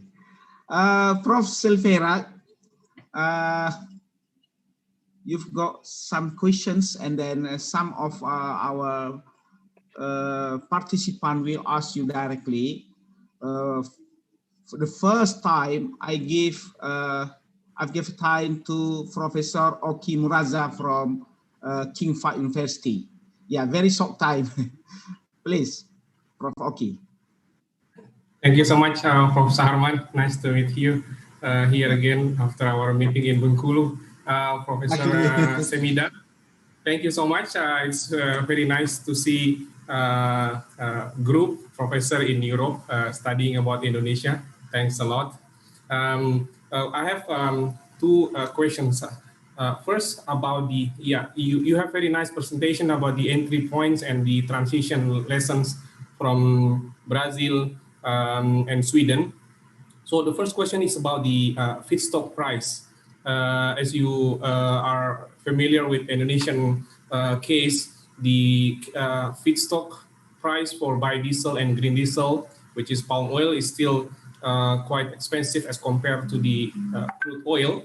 So how can we secure cheaper feedstock for Indonesia for the biodiesel and green diesel? Yeah, because basically there is a solution for energy crops. Yeah, we need to have dedicated energy crops, but it will cost us another capital to have farming for energy crops.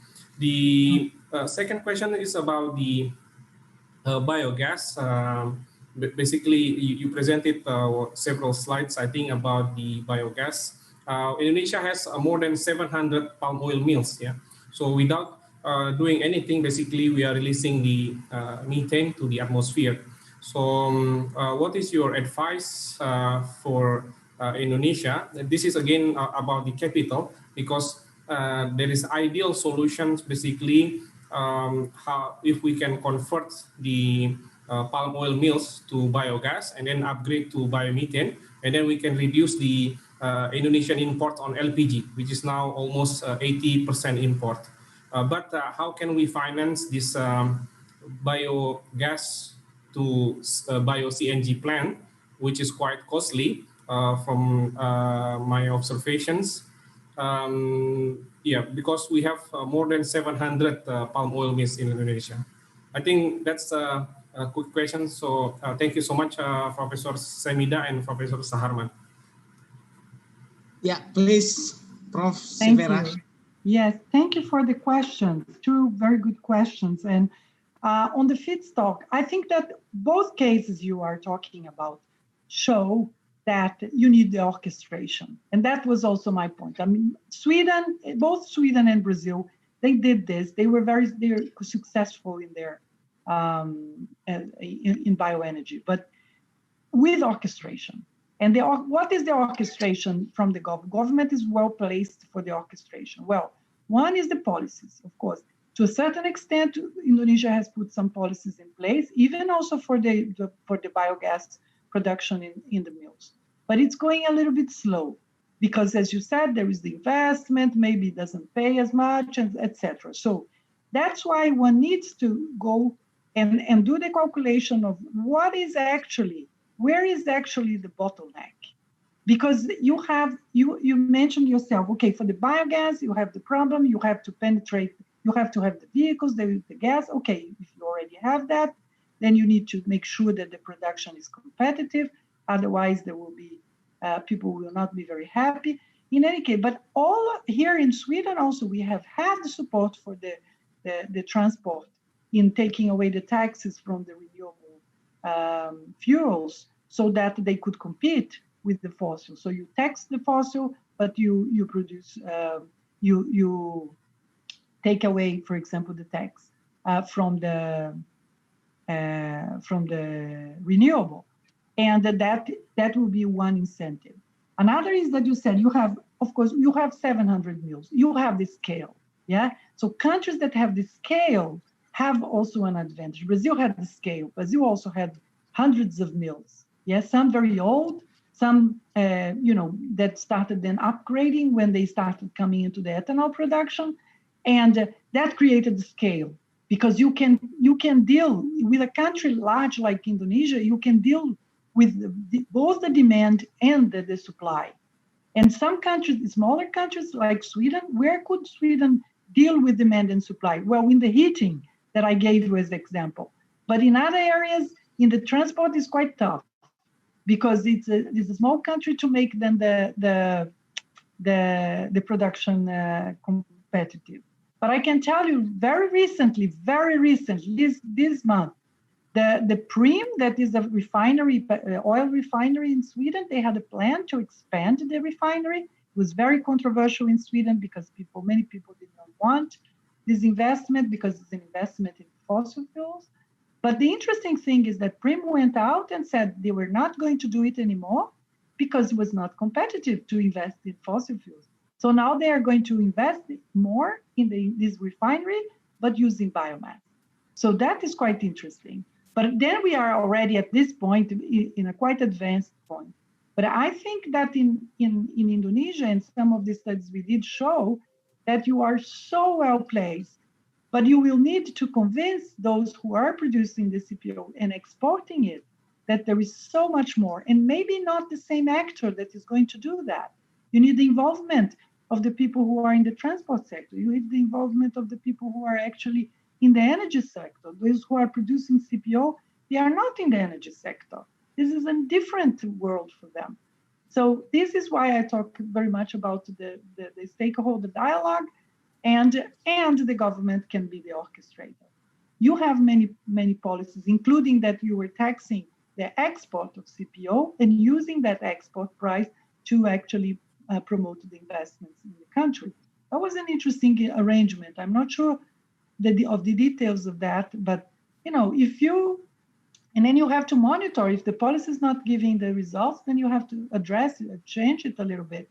So I think without the orchestration is difficult, because then the risk is too high, and you have to make sure there is the demand, but for getting the confidence of the investors to put the money on the plans. I hope I answered. Thank you. Last questions from Professor Himsar. Yeah, Prof. Himsar.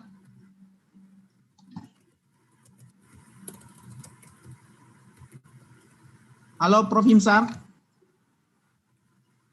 Yeah, before Prof. Himsar, we got some question from the chatting as well. What is it?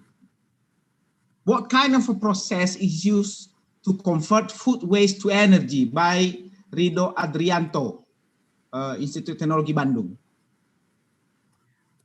Food waste today, most of the we have had legislation in Sweden, in the municipalities. They had to deal with the food, have had to deal with the food waste for a long time, and some municipalities have been early in starting the biogas production from food waste, but some others did compost. But if you do nowadays, most are going for the biogas, because now we have a program for gas and biogas specifically, and this has motivated.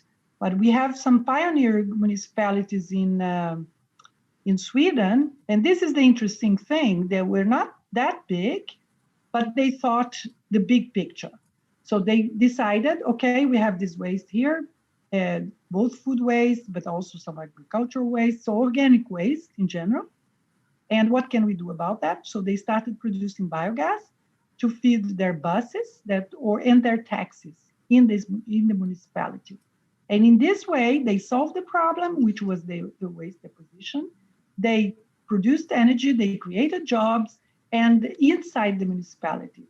And these, again, are not too big municipalities. So there is room also for the local initiatives. And that's why I said before, you can think scale in terms of, it doesn't have to be big plants, big productions. Of course, for the biomethane production, you have to have some scale for one plant to make it successful. But still, it's possible.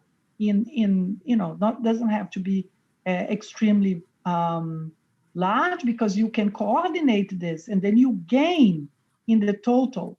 You don't only think the profitability of one single activity or one single plant. You think of the productivity for the municipality as a whole, and that gives you a lot of advantages, and the money stays in the municipality. You create the jobs in the municipality, and you improve the sustainability of the system as a whole. Okay, the last questions here. Actually, you got a lot of questions from Semida, but it's very tight schedule now. Yeah. I think that's the last for you.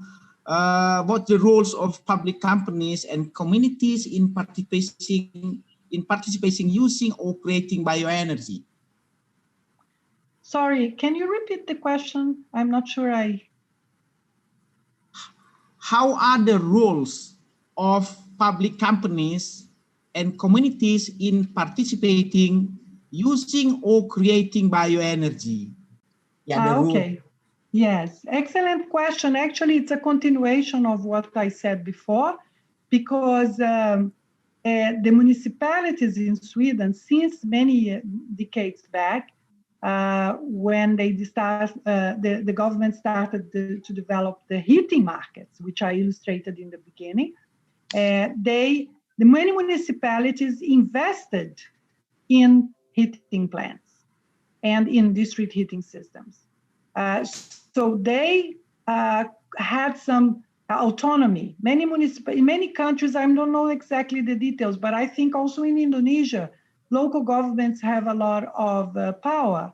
They can also, regional and local governments have a lot of power. So the details can also be enhanced at local level. So the example I gave before of municipalities that thought the whole comprehensive picture, Sweden didn't have a biogas program at national level, but some municipalities actually developed biogas. And then when eventually the government said, oh, here is biogas, that's a good opportunity for having biofuels in renewables in transport, they were already very well positioned. So I think the local and regional governments, I think at national level, you can create a larger program because you create a lot of confidence and also you kind of do not prioritize one region or the other. So you create the framework and then allow the municipalities to take their own way. And this is in Sweden very much the case because the municipalities have a lot of power and that they have been investing in energy in the past. Thank you so much. Anyway, we have to end this session because of the time. And again, we have to say thank you so much for... Well, allow me also, allow me also to thank you. We are waiting for you especially in Universitas Sumatera Utara Medan, Indonesia. And then one conclusion from your talking is we have to take together. Yeah, we have to because so many considerant. To produce the bioenergy because it's still high cost. Well, I think the high cost, I don't agree with you on that because it's high cost if you don't think the big picture. That's why, because there are many countries that have reached the competitive. I can see that in the early stages, it is difficult because the risks are perceived as high. But that's why you need the framework and then also a program that creates the conditions for the start, because this is the problem to start, to get in, In Brazil now, for example, they have a major program that the biogas is finally taking off, It should have happened a long time ago, but now it is actually because there is a very strong framework that is going to give the base, So thank you very much. I really love to be with you. I went up very early today, but it was worth it. And I hope that the next time, I'd love to see all of you and hope next time I can come to Indonesia and hope for the opportunity to continue working with your country. It's very beautiful and very exciting, different, and so rich in many ways. And I loved it. So good continuation for the conference. I apologize for everyone who doesn't have enough time to make some questions, and hopefully we're gonna have another meeting in the next time. Assalamualaikum warahmatullahi wabarakatuh. Right. Thank you so much for Professor Smida Silveira, PhD from KTH, Royal Institute of Technology, Sweden, for providing us enlightening and valuable presentations about the potential of bioenergy as alternative energy in Indonesia after the pandemic, and also to the Mr. Moderator, Mr. Sarman Gea, PhD, for moderating a very engaging keynote sessions. So on behalf of the organizing committee, we also would like to thank all the speakers and moderators who have presented today in the first day of the conference. And also not to forget, we would like to thank the sponsors again, namely PLN, the Indonesian State Electricity Company, SSP Group, Bank Mandiri, Mitsubishi Power Limited, PT Telkomsel, Lindo One, Bank BRI, Shell Indonesia, Telkom, Pertamina, EMP Bentu Limited, PT Pupuk Indonesia, PT Pertamina Hulu Energi, PT Bukit Asam, Perusahaan Gas Negara, Premier Oil, and Perta Arun Gas, in which without their support, this conference could not be held successfully. So dear Excellencies, distinguished guests, speakers, presenters, and participants. It is time for the lunch break, and afterwards we will come back for the breakout sessions at 1:15 p.m. And the link of the breakout session will be distributed accordingly, and you can also see on your screen or on your chat box. So ladies and gentlemen, good afternoon, and I hope you enjoy the lunch break. Wassalamualaikum warahmatullahi wabarakatuh.